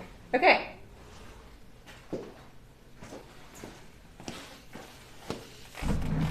Fair, that's it. That's funny because I felt like a name I've heard before. Oh, let me press the belt. Let me press the belt. There, that's it. These are my least favorite things to press. Ugh. Ugh. I think this is one thing. You could put you know what? A contrast belt would be really cute, you guys. Not in the snails, but you know. Like in a Liberty of London print. Ooh, that'd be so cute. Right?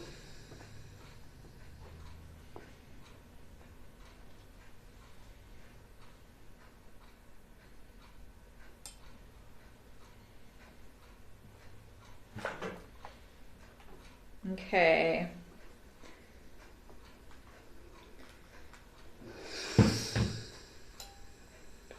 Press this.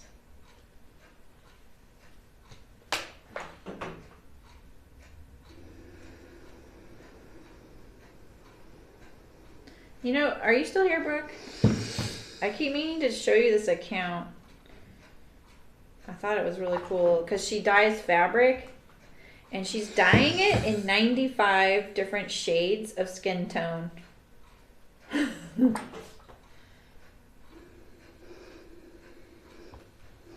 Pretty cool.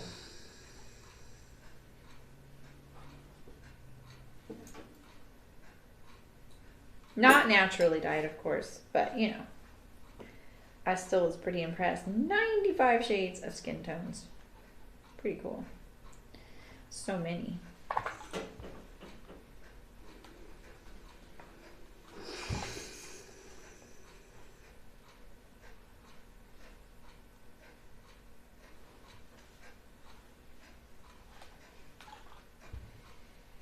Okay.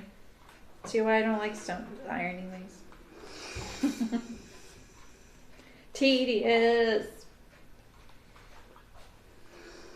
I turned this right side out right before I went live, so it would be ready to go. Where's the hand sew spot?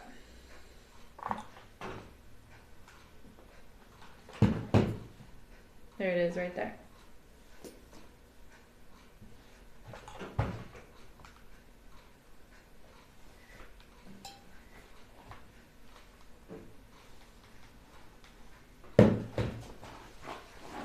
Okay.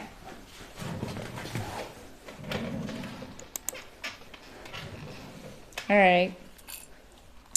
So I think I will hand sew a little bit. I don't know if I'll hand sew for forever. It's only 12:30. Wow. Wow.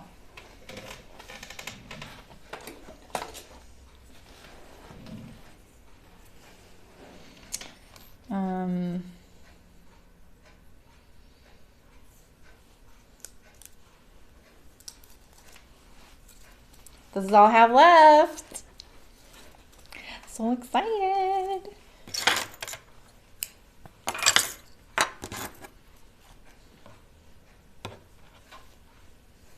We could have easily done that yesterday if everything was okay, but I just didn't feel like everything was okay.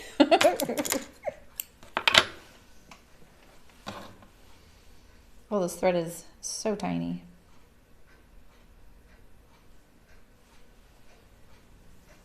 All right, so let's see. Let's do these front hem. No.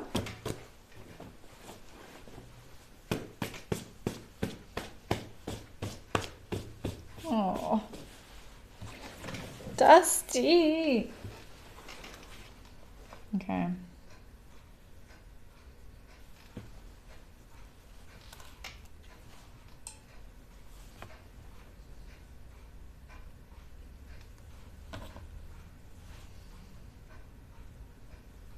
So now you guys got to entertain me, or I'm just going to go watch a movie. This isn't going to be very entertaining, but I'm doing it anyway. So we might as well hang out together, right?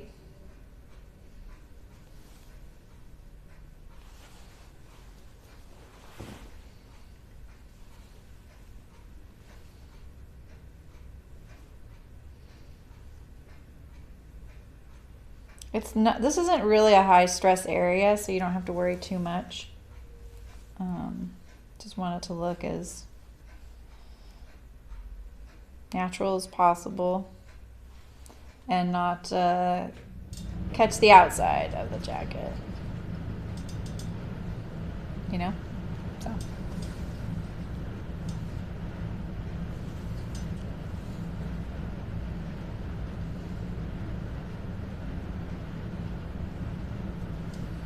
All right, so Saturday, I was gonna do the bodice. The other thing I could do is convert the pajama top to a collarless version. Oh my gosh, what did I just do? I'm kind of leaning towards the pajama top because I still want to like put together some sort of something for the bodice thing. What the heck did I just do?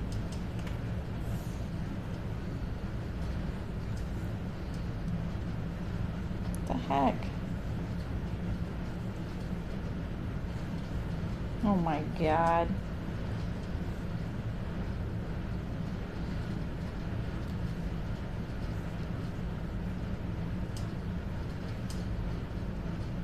So my brothers work, or my husband and my brothers work, they work at the same place. They are really big into Halloween there.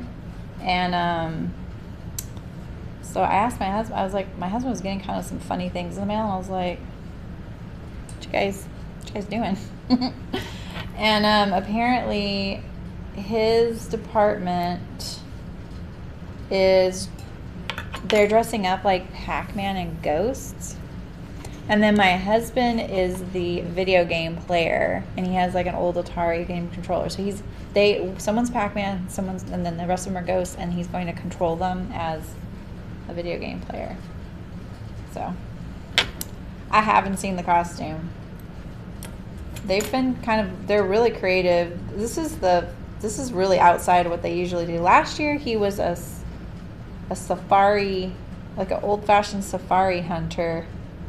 And all of his staff was trophies, but they were like really interesting trophies, you know, and they all came with like like when you see a deer head on a wall and it's on the wood plaque, and so each of them had a wood plaque and then an animal head, stuffed animal head. So it was pretty funny because when he ordered his costume, he could only find a kid's well, he didn't know it was a kid's safari costume. The thing is, it fit. And so I just had to make him a vest that fit. That was the only thing that didn't fit. So there have been some really funny things. All right, so I'm going to call that good. And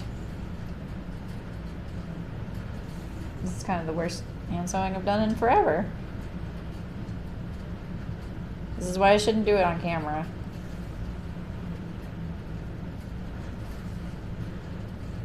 Did Joaquin did Joaquin dress up?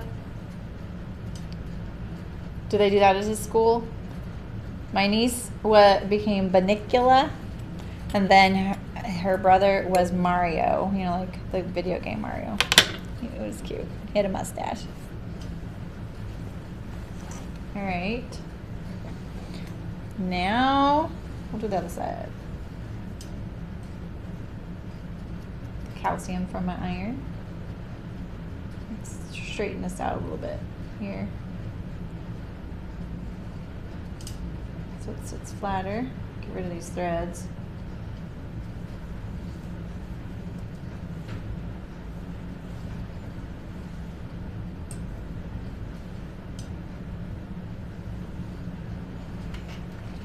Oh, I love the costume parade. How's it going, Nancy? Are you celebrating Halloween? I'll tell you what, every Halloween I think of my first year working, and I had to work on Halloween, like the actual Halloween day, and I think we could dress up a little bit. I worked at a house of fabrics, which is like nowadays like the Joann fabrics, right? And I am here to tell you that was the scariest. I didn't think about it ahead of time working on Halloween, what it would be like, but I didn't like it because, hi Julia. Everyone who came in for last minute costume ideas, costume stuff was dressed up, and it totally made me afraid because I worked the cash register, and I was like, what are these people gonna rob us? And they're all dressed in costume. They look normal dressed in costume. So they walk with their reading partner from a lower grade. Oh my gosh, he's a mage. Wow, where did you get the inspiration for that? And he made another piece of his costume this morning from an old costume. If you need a forward shoulder adjustment in t-shirts and woven blouses, how does that work with raglan style sleeves? Ooh, I don't know, Ray. Let's see. Usually on a raglan sleeve, there still is a shoulder line marked. So you may not need the forward shoulder adjustment. Brooke said hi to you, Julia, but she's on Twitch because she can't get YouTube to load. Your trick or treat has been rescheduled to wait a minute. You can just reschedule Halloween? What town is that? Some fancy New England thing. They're just like, we are deciding that the weather's not good enough. I was telling you guys yesterday, there was someone I used to follow on Instagram and they were like, yeah, I moved to this town and I didn't know it, but they schedule Halloween. And it was really hard for her to get used to, but now she really likes it. Yeah, I think a muslin is a good idea. Oh, you're on both because you can. She's rubbing it in. Yeah, you know, Ray, I think that the forward shoulder adjustment is because otherwise it slips to the back, right? So I think that you may have to adjust the neckline a little bit. Do you ever have to adjust the neckline when you do your forward shoulder adjustment? That's the only thing I can see with a raglan you might be able to compensate with is doing the neckline, making sure the neckline is seated well on you. Please don't judge me with my hands. Can you even see what I'm doing? You might not even be able to see what I'm doing. Oh, okay, Nancy. So people just know that that can happen, and then so like kids don't accidentally go out on Halloween. You know what I mean? Like, how do they know that it's been rescheduled? I live in a college town, so they like any opportunity. I'll bet there were tons of parties last Saturday. I drove downtown last year on Halloween, and I was like, what? Oh, no, it wasn't Halloween. It was Saturday before. I was like, what is going on? I missed the memo for wearing a revealing outfit in 30-degree weather and walking around town. It's announced everywhere. Oh, okay. Right. Yeah, totally. Yeah, have you tried Googling that? That's a good question. I mean, because you don't really need to adjust these lines here. That's a good question. It's a good question. I don't have a good answer. Except muslins are always the way, right? And at least you would know, you know? You would know from now on.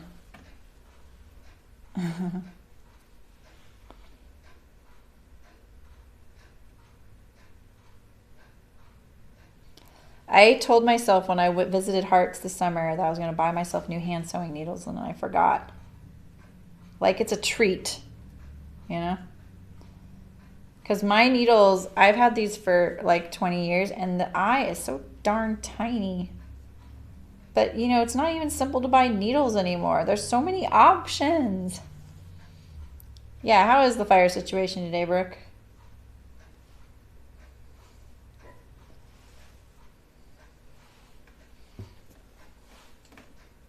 Okay. Enough of this monkey business.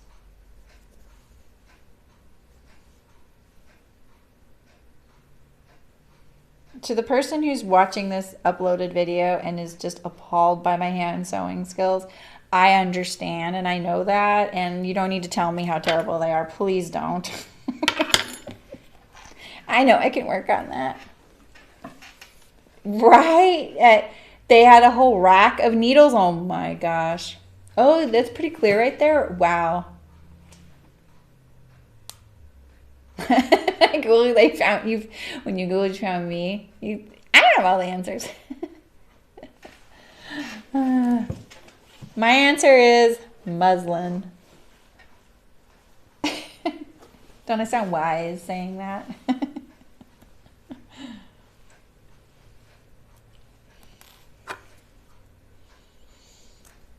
Yeah, I feel like that there's so many options with needles now. It's easy to buy one and actually get home and be like, oh, I can't use these, you know? Like, I have ribbon embroidery needles that don't work for anything except ribbon embroidery, really, because they're blunt, you know? But the eye is so awesome. They're so big.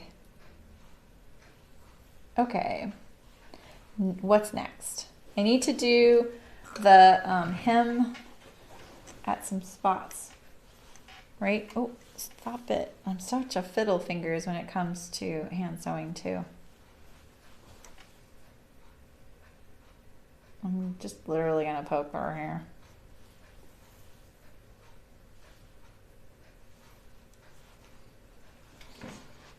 I know, Nancy. You always come when I'm about to use my seam ripper or when I'm hand sewing. But I'm done with the jacket. That's all we have left. Yeah, see, Ray? I think you're going to have to do a muslin and then tell us so we all learn, you know? Because I'm kind of interested myself. Was Halloween postponed where you are too? Oh, look, I missed.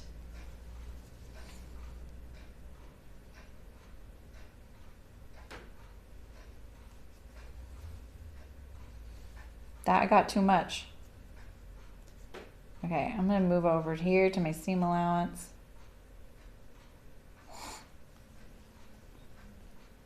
I missed.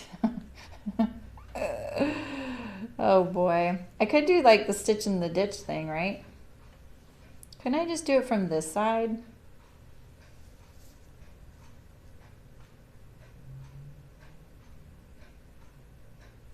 That's what I'm going to do. All right, this is what I'm gonna do. I'm gonna go like this. I'm gonna hand stitch in the ditch. It's a new thing.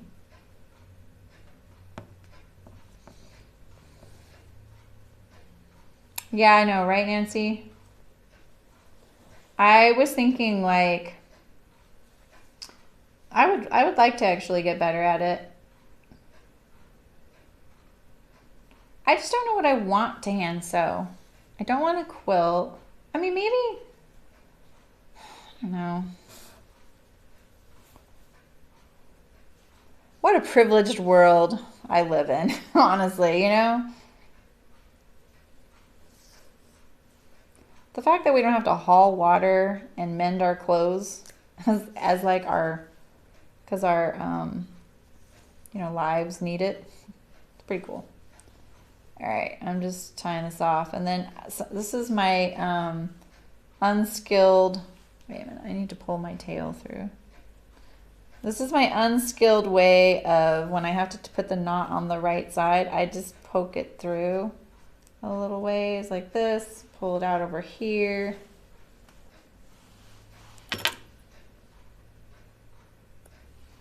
And then no one knows. Except you. Oh, PA, you know what? I do, you know, I ended up getting tired of that happening and I got quilting pins, these big honkers here. So the only drawback is if you use them on like projects I'm doing right now, they tend to slip out. And so I bought myself just regular weight garment making pins, these little, and I always get the top glass or ones you can iron. Yeah, but I would totally get something like these quilting weight ones. They come in a big box, huge box. I don't even have the box anymore because I've had them for so long. Like $450 in the box. And that's what I use for that heavier stuff. Or you could use, people really love these clover clips. They're really sturdy, like really, really, really sturdy. Like they work better than paper clips, you know?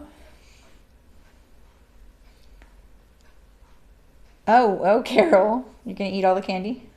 I'm down for that. Okay, I still need to hand sew that. We're going to, don't we have a center back seam?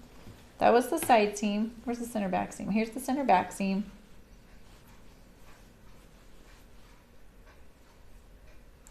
You just made, did you make a wool fanny pack? That sounds cute. Fanny packs are kind of a big deal right now, and I'm really sorry that I'm not jumping on that trend. I'm still kind of scarred from the 80s, you know?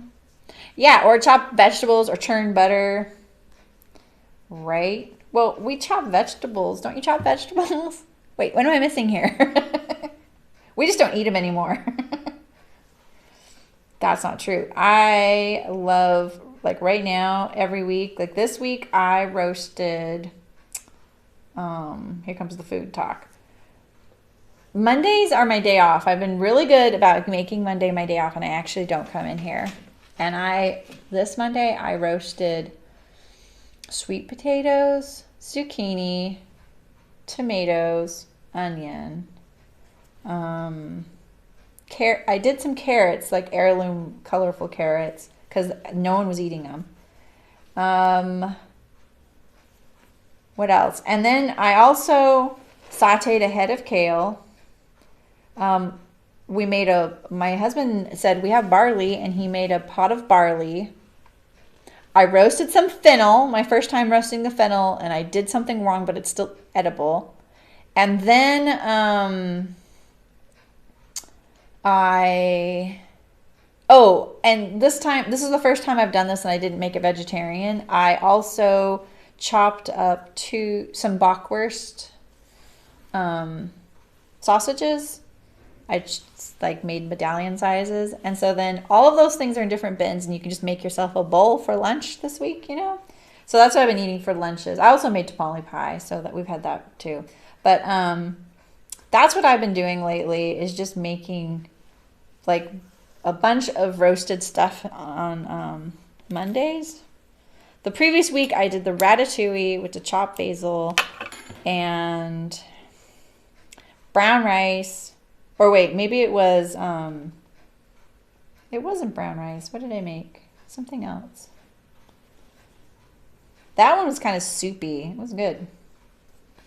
But the ratatouille was a totally different like flavor, you know? And that one was vegetarian. That one actually was vegan probably. So I don't mind it if like I'm just doing it like once a week and I do a bunch, you know, Nancy? So I'm liking this hand stitch in the ditch thing. It feels way more like I'm doing it right. So, oh yeah, your food processor. You know, like when I first got a food processor, I got it and I had never used one, but I really had wanted it. And I had no idea how powerful those were. And so my friend and I, my roommate, we used to make big batches of food. Especially her. She grew up on a commune and worked in the kitchen, so she was really good at making like, she'd make homemade refried beans, and it was just a game changer. And I was like, let's make potato pancakes. And so I put the potatoes in the food processor, and I literally in 3 seconds had potato goo. It was done. Oh, fennel. Yeah. So how do you do it, Ray? How do you do your fennel? Because so I just chopped it up. Like if this was the whole fennel thing, you know how it's shaped like this and then the branches come up like that?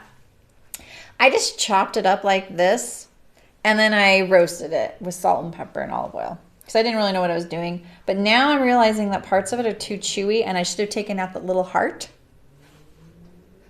I know, Brooke, exactly. Do you have a good recipe, Brooke? I've been meaning to ask you that because she always made them, and I got pretty good at it, but I've forgotten. It's been so long, and I love homemade refried beans. They're life-changing.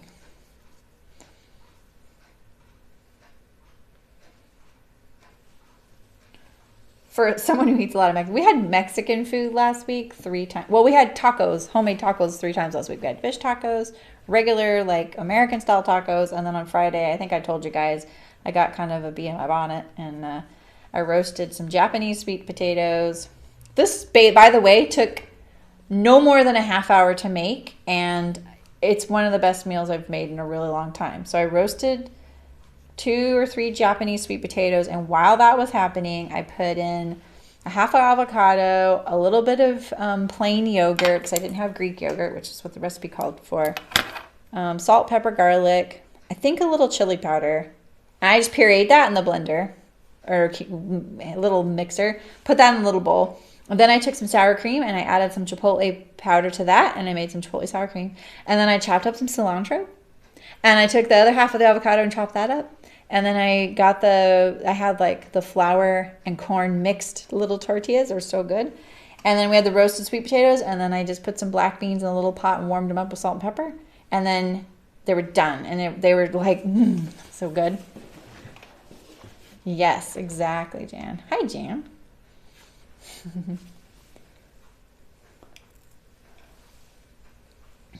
It was so good. Those roasted sweet potatoes. Those Japanese ones are so good. Okay, this is bad. I should have started with something else to get my hand sewing legs under me, but you know. Maybe I'll change it. Okay, all these little spots are done. I only have the neck, the side seam, which I'll probably do on the machine, to be honest. I really do think I can do a better job.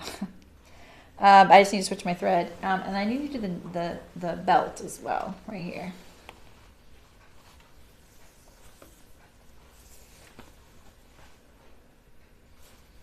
Ooh, it's a tiny little opening. Let's do this.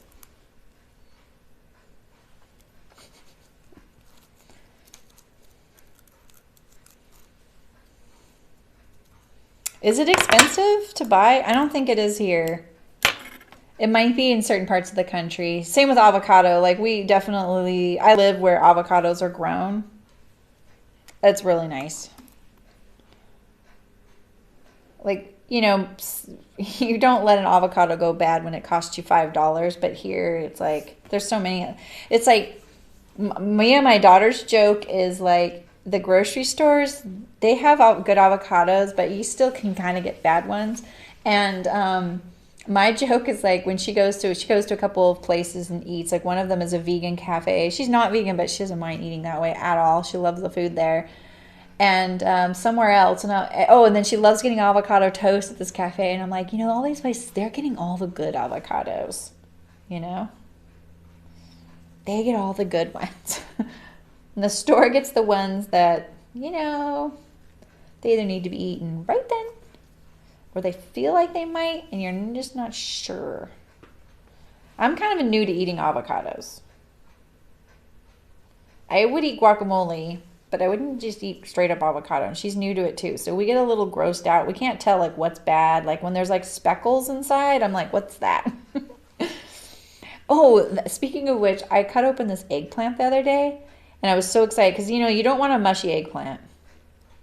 And eggplant is in the ratatouille, and it's so good. If you peel eggplant and roast it, so good. They taste like candy. Totally different than how like we're used to seeing like eggplant parmesan. It's like this big mushy slab of like weird vegetable. It's not like that when you just peel it, dice it, and roast it. It's so good, you know. And I opened one the other day, and the seeds were like, most of the seeds were black, and I was like, I don't know. So I Googled it, and apparently it's fine. They're actually really good for you. So, and it tasted totally fine. So, yeah, right, PA, exactly. I know, like there is like this weird, or they're just like never ripen. You're like, why isn't this thing ripening? And then when it does, you're like, it's not good, you know? Yeah, they're really hard. They're just such a weird food in general. It's like when you see a food from another country, like a produce, and you're like, what's that? And then I think, yeah, what do people think when they see an avocado? You know? They must think we're crazy for eating something like that. You can't really, like, I love seeing all the exotic foods, but I just want to know how to make them. Barley is so underrated. I love barley. And I think that's gluten-free, right? So, Oh, it's several bucks for each. Okay, yeah, so it wasn't like that where I bought it. I didn't know, it could have been Ray. I'm sorry. I have to say, like, I really prioritize food, and if I want it, I just get it. But I also don't buy a lot at the store. So sometimes I do, sometimes I don't. And that's what I wanted. So I was like, ooh, fennel, I'm getting this. Yeah, and there is like people will have shaved fennel salads. That's really common here, and I've had it on pizza. But the shaved fennel when it's like raw on a salad, it's not as tasty to me as it is roasted. A little bit goes a long way. I mean, it's fennel, you know. All right. I haven't been reading any new books lately. I'm just listening to Harry Potter right now because it's, it's Halloween time and it feels good. Oh my gosh, I'm past the point. Am I past the point? I am past the point. Let's finish this.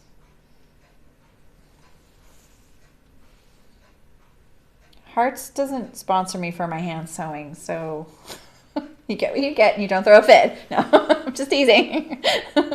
Thank you, Hearts.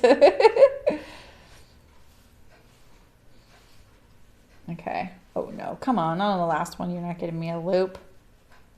No. No. Dang it. Now I need to like sew my loop down. I am such a novice when it comes to this kind of thing. I'm making it worse. I'm making it worse.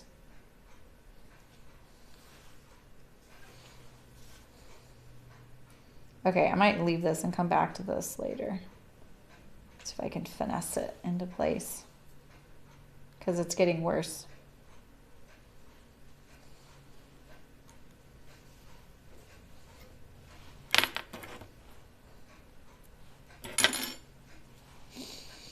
Okay. We have the neck. I think the neck's really important. Right here. So the good news is the collar should cover if you have any stitches on the other side, right? Oh, you fried them into chips? Really? I know, they're so sweet. And it's so funny when you roast it, it's almost like air. Like leaving the skin off makes a big difference. The skin is, it's like, it's so leathery, There's one vegetable though I just can't eat, you guys, and it's okra. And I swear, if someone says you just haven't had okra made right, you guys, it's slimy. I just don't think it's meant to be eaten. I'm sorry. It's just, I don't know. I feel like it's a vegetable out of desperation. I'm sorry. I'm sorry. Ow. That's what I get for dissing okra. Huh? Ouch. But the gal I lived with who made the homemade refried beans, she was from Louisiana, and so sometimes she would make them. And I'm like, I don't know, Tina. I don't think barley is gluten-free. You don't? Okay. Grain-free, organic, sugar-free, but lots of veg. Yeah. What are your favorite greens, Ray? I like kale so much, but I wouldn't mind branching out, but I just don't like chard very much. And lettuce, I just don't like, lettuce salad I like arugula a lot. All right, so I feel like I could overdo this, but honestly what I really need is it just to be not pulling apart, because right now the collar can pull apart from itself. So you could just do a little bit, like maybe just from here to here. Like this is the back, this is the center seam, this is the back raglan, or maybe through the shoulders, something like that. They show a little whip stitch, but you can't do a whip stitch through this many layers, so I'm not sure why they show that way.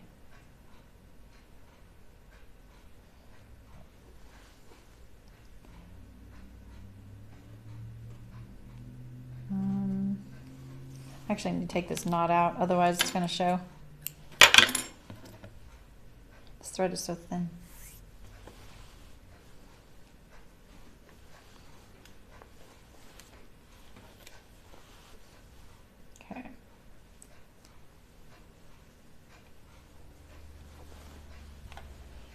Those loops, I know. You have a specific garden fennel plan. It involves burlap and sewing. All the best things may be able to taste different. Wait. Garden fennel plan. Burlap and sewing? Huh. I have had actual garden carrots. I used to live in a place where they grew everything they made. In fact, when I first moved there and I worked in the garden because I moved during harvest time there, they needed help. When I saw a cabbage growing, I grew up in Orange County on the block next to Disneyland and like around Orange County, that's kind of where I grew up. And so I hadn't seen produce growing in real life ever, just in like picture books, like, Beatrix Potter and carrots growing on the ground. Like I hadn't seen a whole lot. It's not like there was the internet or anything like that, right? So it's not something I didn't know I was missing in my life.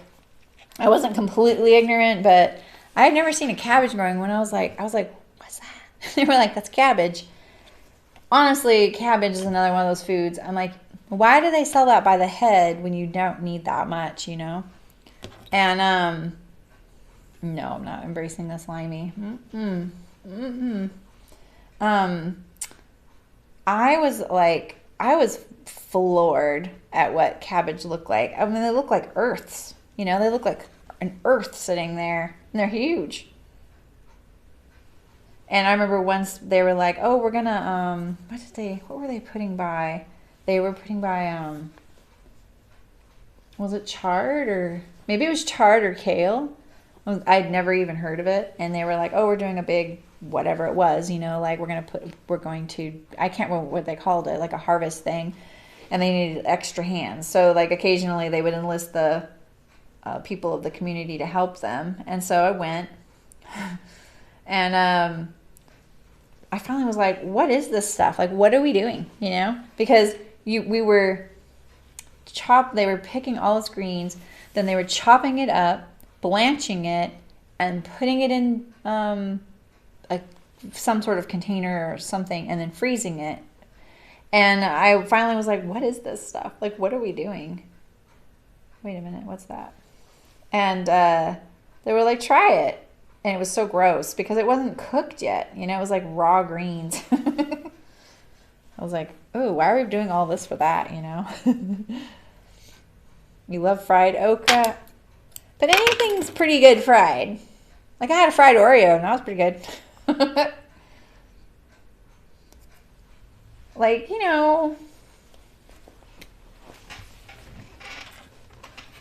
you would machine sew the lining on the collar. Well, yeah, right. I feel like if I could keep it lined up, that neck seam right on top of the other, I might consider it too. But honestly, I don't think I could, And I don't want it to be seen, and I don't get to keep this one. So it's going somewhere else. So, there's that kind of pressure.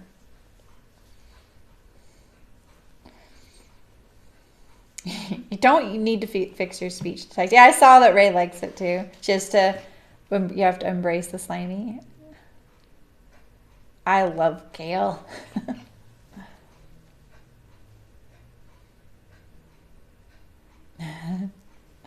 Oh yeah, the orchard was so fun. I didn't have a garden. I just had an orchard. It was enough work, and my neighbors grew a lot in their garden. They were pretty generous. And basically the entire town would come to my house and pick apples if they wanted. There were people who made hard cider. So they really liked coming at the very end and getting all the like funky apples, We would nonstop pick and deal with that orchard. Nonstop, every day, every other day, working on doing something out of there, and we still couldn't use it all. And it was only about 15 trees.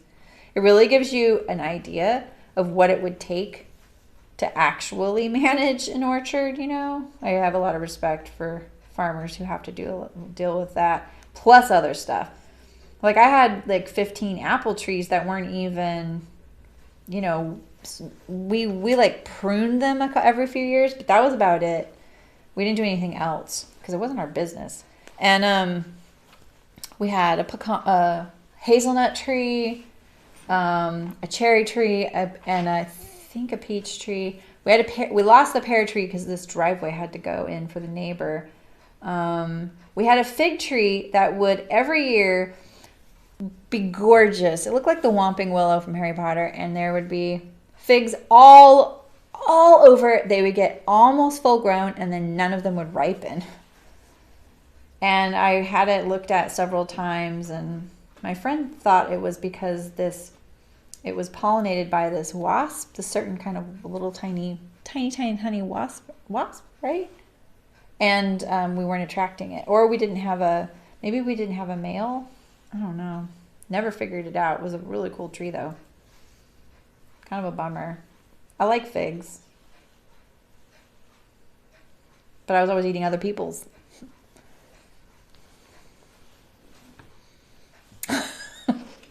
Really, Julia? Oh my God. You mean you have to hide it? See? Sorry. Still not a good argument for okra.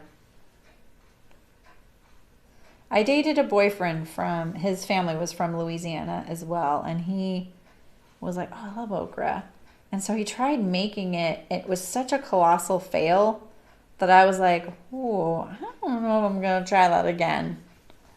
I'm not adventurous, but I'm not like, I don't really need to put myself through it. Like if I were on Survivor, one of those shows where they make you eat a baby bird, I'm out.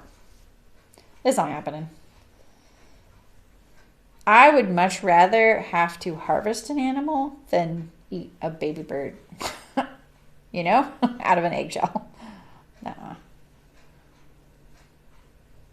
Texture is a big thing for me. How am I doing on this side?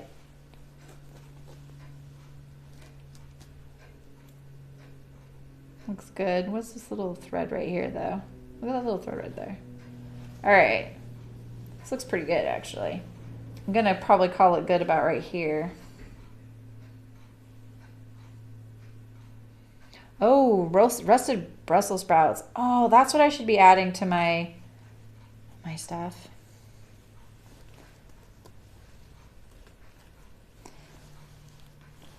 What do you use cabbage for, Ray?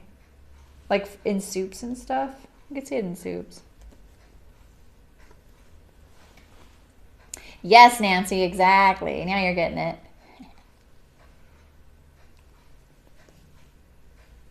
Okay.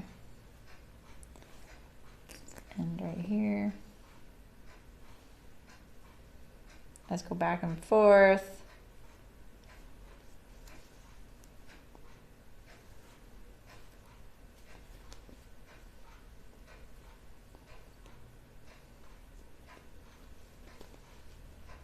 That's fine.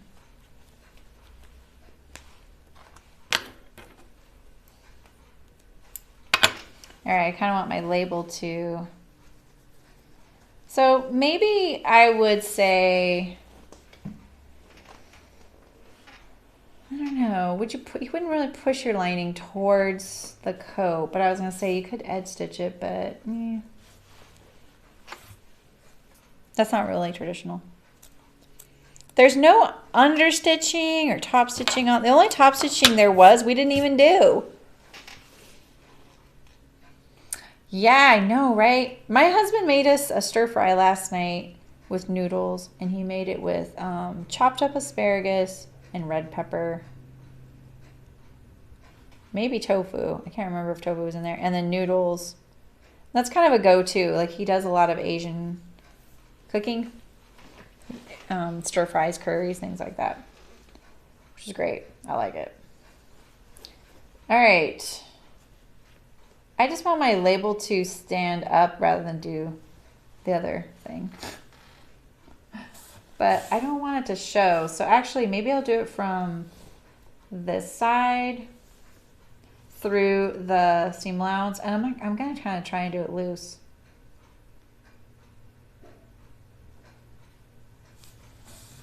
Actually, I think I'm going to start the needle on this side.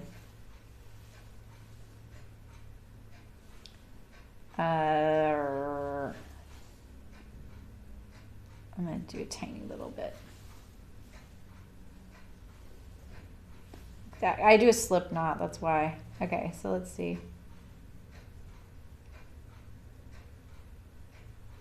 Oh, we did do all the top stitching. We did all the top stitching that wasn't required on all our seams, which is great. Really, Julia? Like a, like what are those salads called? I've seen, because I see that with romaine. Right, PA? I know. That's amazing. You hand sew all your hem staying. Yeah, fresh figs are pretty good. I had this recipe. It was kind of decadent, but you roast the figs. Isn't this great? I don't do much cooking, you guys, but I've been kind of interested lately. I'm gonna admit it. I know it's like crazy, but I just want certain foods and I want to eat them, so I'm making them. And I like roasted food. But you roast the figs until they blacken, because you know how they're so high in sugar? They'll blacken a little bit, kind of get charcoaly. And then you put them in a bowl with honey and gorgonzola and you toss it. That's really good. All right, so that's about all I'm gonna do. I'm not even doing this very tight. You can see it's kind of loose. I just want to tether it.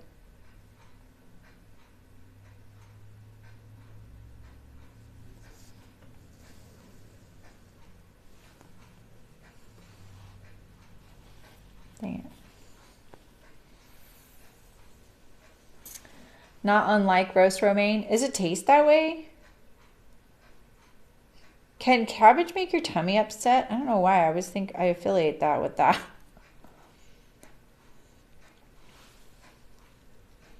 Oh, collard greens? Is that what you mean? Right, Nancy? I do remember those foods. Cabbage steaks, coleslaw. Yeah, my husband loves mayo. I do not. You start with the Wilder gown? That thing's huge. Oh, yeah. That's crazy talk. I'm not hemming that. Hand hemming. You are a better person than I am. All right. I got one little stitch right here I don't like.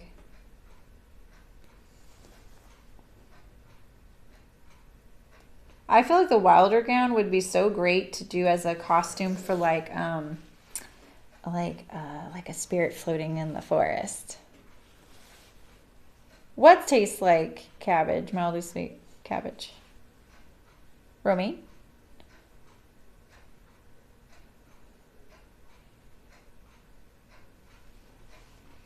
I kind of modeled these roast veggie bowls after those healthy choice meals. Have you guys seen those?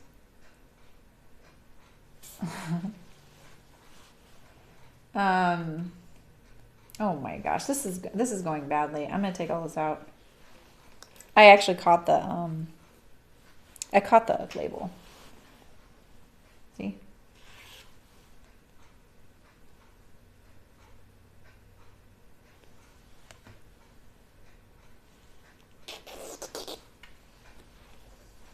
All I wanted was the seam allowance to be pushed up, and I think like it's a non-issue. You know, I could put a decorative like X right here, you know. Oh, really, PA? That's so cute. Had a haunted mansion inspired material. Oh my gosh. That sounds epic. I saw my friend Kirby, she's sometimes here in the chat. She started a bag business called Change Your Fate Creations, and she makes a lot of like Disney-based bags. And she just posted a picture of a haunted mansion print. It was so cute. I mean, I used to live right there. Not Disney World, but Disneyland. I used to live right next to it. And so it's pretty a fond place for me. Like, I went there a lot as a kid. I mean, we went like it was going to the movies, you know. It was like a very comfortable place to hang out, you know. Now it's kind of crazy for me to go there. All right, what else do I have? I have the underarm. I have the side seam, right? This right here. What am I missing, you guys? Did I really do it all? You guys are such a pleasure. You make this so easy. Thank you. All right. Do I hand sew it? I want a machine sew it. I just don't, maybe I'm underestimating my ability, but I don't feel like I can do it.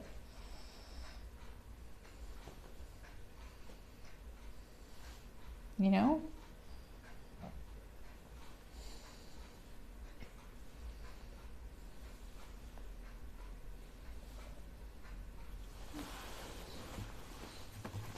Yeah, that does sound amazing.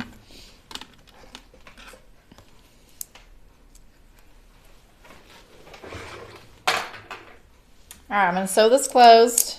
I can always take it out and hand sew it. If any of the Hearts customers, you know, end up watching this, they can be like, well, I've seen that coat in person and I don't like the way that looks machine stitched, so I'm hand stitching it. So see, now they have an option. That's how I'm couching this. Because you know how lazy I am.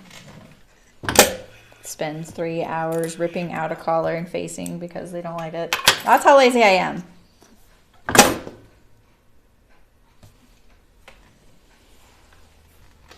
Where's my test fabric? So this isn't it, but this will work.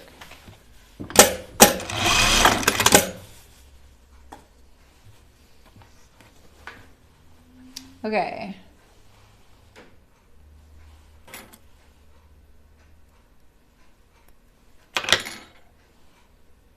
So this is why you want to do this in the sleeve. I know, right? They are doing the serious sewing. Terry's so inspiring with that suit coat. Okay, so if you get this right on the edge, and nothing else in there.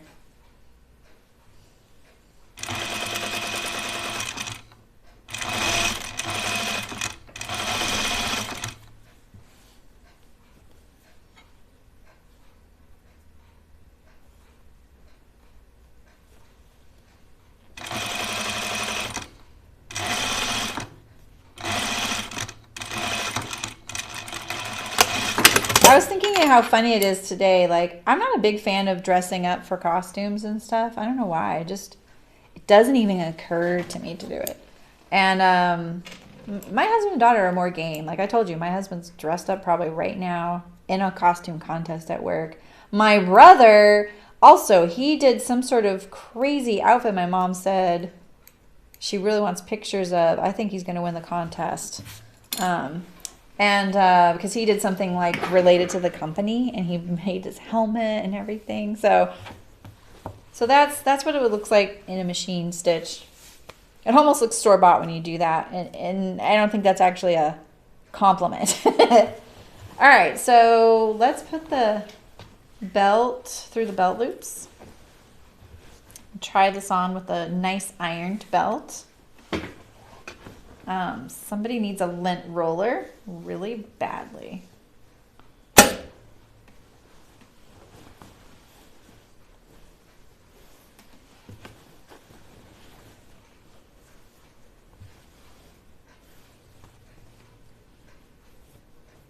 Okay.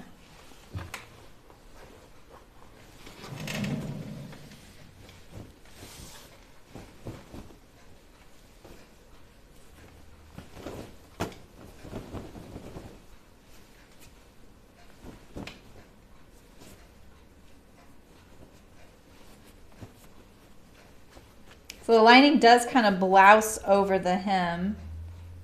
I'm trying to get it to do that right now. See that? You want it to do it, but the static is kind of preventing it. There you go.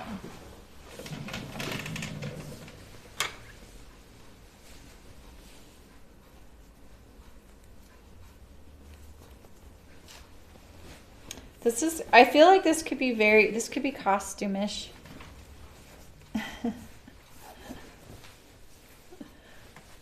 I can feel it across the shoulder. I don't know why it looks kind of big.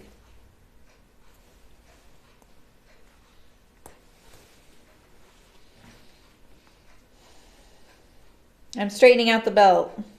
I'm making sure it's straight. It feels like it's straight. Dang it. Yes, exactly, Ray. Talking about roast vegetables, I'm really into them lately. We have such good farmers markets around here, too. I should go to one. Oh, it was yesterday. Oh, well. Saturday.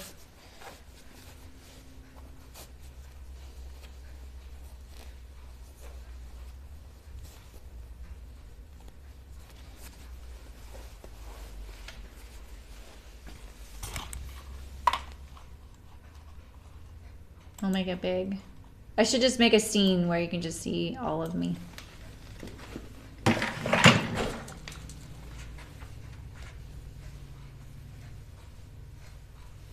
It lays really nice. It feels like it lays nice. Does it look like it's laying nice?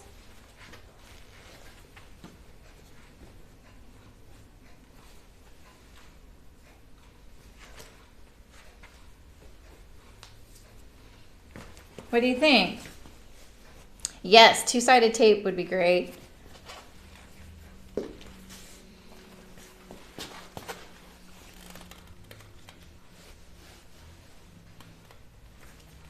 The collar actually lays great, thank goodness. I think the belt loops could be a little higher on me because I'm a little short-waisted.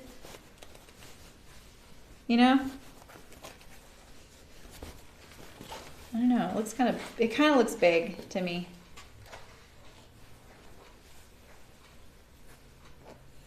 You love the shoulder, huh?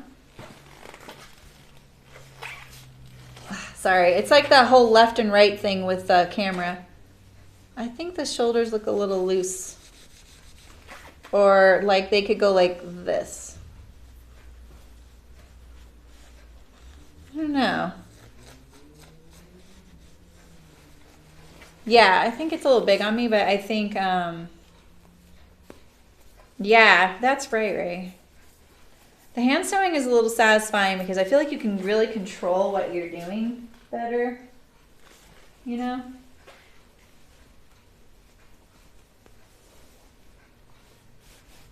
The belt's really low. My waist is more like up here. But yeah, someone taller. I think this would be great on someone taller than me. We're done. Yeah, the pocket turned out really good.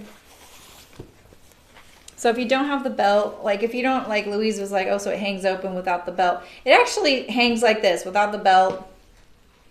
And you know, it is a swing coat. But look how low it is. See how low that is on me? And then the pockets turn out really good.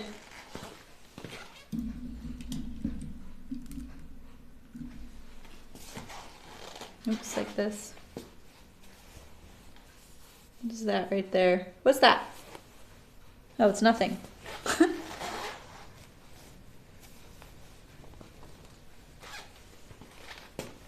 Yeah.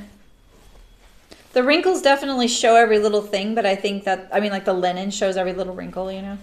But, yeah. And then, oh, here's the lining. See, the static is kind of creeping up on the back, though. See that? The static is, it's creeping up a little bit.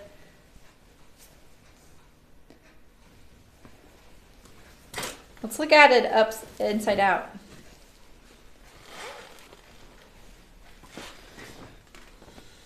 So this is what it looks like inside out.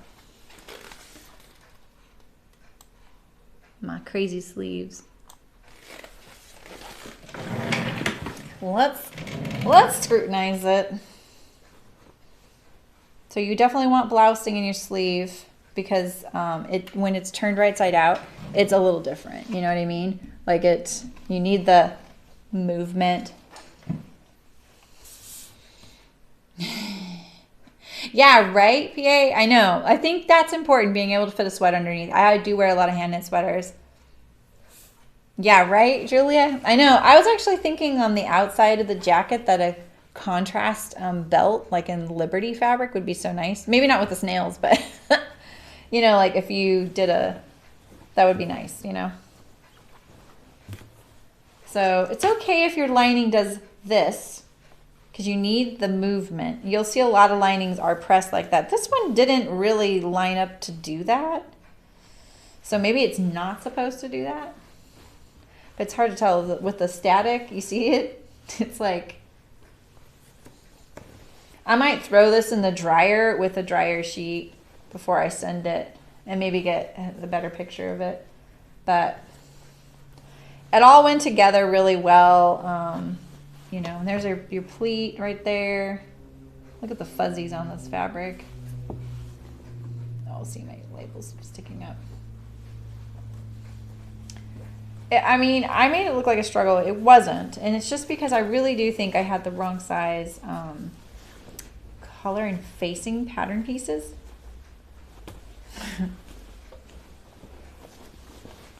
I didn't look up errata. There could be errata on the pattern. It looked great from the back. That's good to know. I didn't get to see that. Oof. I'm putting it through the dryer just for the lint. But you know what? There's a danger. If it goes into my house, it'll be covered in pug fur. So, do I have any more pins on this? Looks pretty good. I'm relieved. I feel like this turned out way better than I thought. The collar was really worrying me. Why are you flipping up like that? Why are you doing that? Why? I need to iron it. Doesn't this remind you of like Three Musketeer coat or something like that? Something piratey? This right here? I don't know why, but this reminds me. Oh, it's kind of dark on like. You guys keep saying it's not dark, but it looks darker on my monitor. But this right here looks a little piratey to me or something. It is designed to be a bit of a drop shoulder. See, that's good to know. So. Yeah, I think I've done some lined things. I probably would have practiced first. I need to iron this better so that the seam goes underneath. All right, well, I hope Hearts likes it. Yeah, and if you want any of this fabric, this brushless washer linen, honestly, for any project, it's really great. And you get that 10% off with the So10 discount code. And the snail lining is also from them. You can get the pattern too. So it lays nice. I think so too. Yeah, exactly. Right, exactly. You need two, one with a sweater, one without. Yeah, I do have a coat kind of similar to this. It doesn't do the swing thing. I do love I like hourglass silhouette garments because my body's an hourglass. I hope they do too. I hope they do. It's polyester, Julia. The snails are polyester. The Brussels washer linen is a mix of linen and cotton. Linen and rayon, sorry, but it's all machine washable. And then they also included this interfacing I actually really liked working with, but I know that Ray has had some difficulty with it, and it's called Shape Flex by Pellon, and it felt like fabric when it was fabric. It was fabric with a fusible surface on one side. I'm gonna definitely probably get some more of that. I really liked it. It didn't dimple on the fabric, but Ray said hers did. So I don't know if it can get old or something. So there's that. My experience with it this time was really great, and my front facings were not in that. It was with like a regular old medium weight fusible Pellon, and it kept shifting and kept wrinkling on the facing. Like there's a spot, like see, like can you see this little, can you see that at all? I don't know if you can see that, but so it would like buckle over itself and then glue down, you know, then that was kind of a problem. And it kept making my facings, every time I'd re-iron it, my facing would either get longer or shorter depending on what it was doing. So that was a little bit frustrating. That if I wouldn't have been fiddling with it, I think the fronts would have been a lot easier to sew. So anyway, so all right, so Saturday I was going to start doing this like bodice, kind of making a bodice, but I also want to make pajamas this month, because I got the, in case you missed it, I got this Halloween print fabric yesterday, and then I got two prints. I got this one and this one. But I got them, like, this is knit and this is poplin. So I want to make a shirt and pants. Same thing, shirt and pants, knit and poplin. So I have matching jammies, but I get to have a knit top, which is kind of cool, because most pajama patterns are, or pajama sets are like woven and woven, you know? And I really like a knit top to sleep in. So I'm pretty excited about that. But I wanted to take the Caroline pajama top and convert it into a knit top without a collar. So it's just a little button opening. Because one of you guys just made one of those and showed those on Facebook, and they were so cute. Yeah, they're cute prints, aren't they, Julia? It was so hard to decide. But Spoonflower was having a 25% off knits sale last month, and I was like, I'm doing it. So yeah. So I want some jammies that look more presentable. I mean, it's just because I'm wearing like old ratty things like half the time and nice things half the time, or I'm mixing the two together. So I would really like some sets. So, oh really, Julia? I really love those. Those are my favorite pajama pants, is the Caroline PJs. I made them in a poplin quilting cotton kind of thing, and they were perfect. I made them in flannel, and the flannel was so heavy that they slide off my body. Like, it stretched out the elastic and they slip off. And the hems feel this big around because the flannel is so like thick. You did piping and everything. Oh. Yes, I think that pattern does run small, because I think I did cut quite a large size out for myself, Carol. I'll have to look. So, how do you guys feel about me? I just really want to prepare for the bodice thing. But we could do that on Saturday. Yeah, let's just do the bodice thing on Saturday. I'll prepare something. It's a mystery. All right, well, I'm going to go have a Tootsie Roll and lunch. I have my roasted veggie lunch. Yeah, Julia, that pattern, I actually remember the pants and the top being really different from each other. That's a bummer. Could someone else wear them? I know, you probably made them out of nice fabric and everything. All right, well, thanks you guys for coming along on the journey of the Opium coat by Deer and Doe. It was a pleasure. It was a little bit like, you know, made me wonder if I was going to pull it off. But I think we did pretty good. And I think they'll like it. So, all right. Well, thanks, you guys. Thanks for coming. Thanks for your Twitch Prime subscription, Brooke. Glad you figured that out. And I will see you guys Saturday at 11 a.m. Pacific. Happy Halloween. Stay safe tonight if you guys aren't already past it. And that's awesome, Carol. Yeah, I really think it was a good sew. I took it really slowly, but it doesn't mean it would take you this long, you know? Because you could just do it. Oh, really, Nancy? Oh. I want a dress form. Thanks, Brooke. Happy Halloween.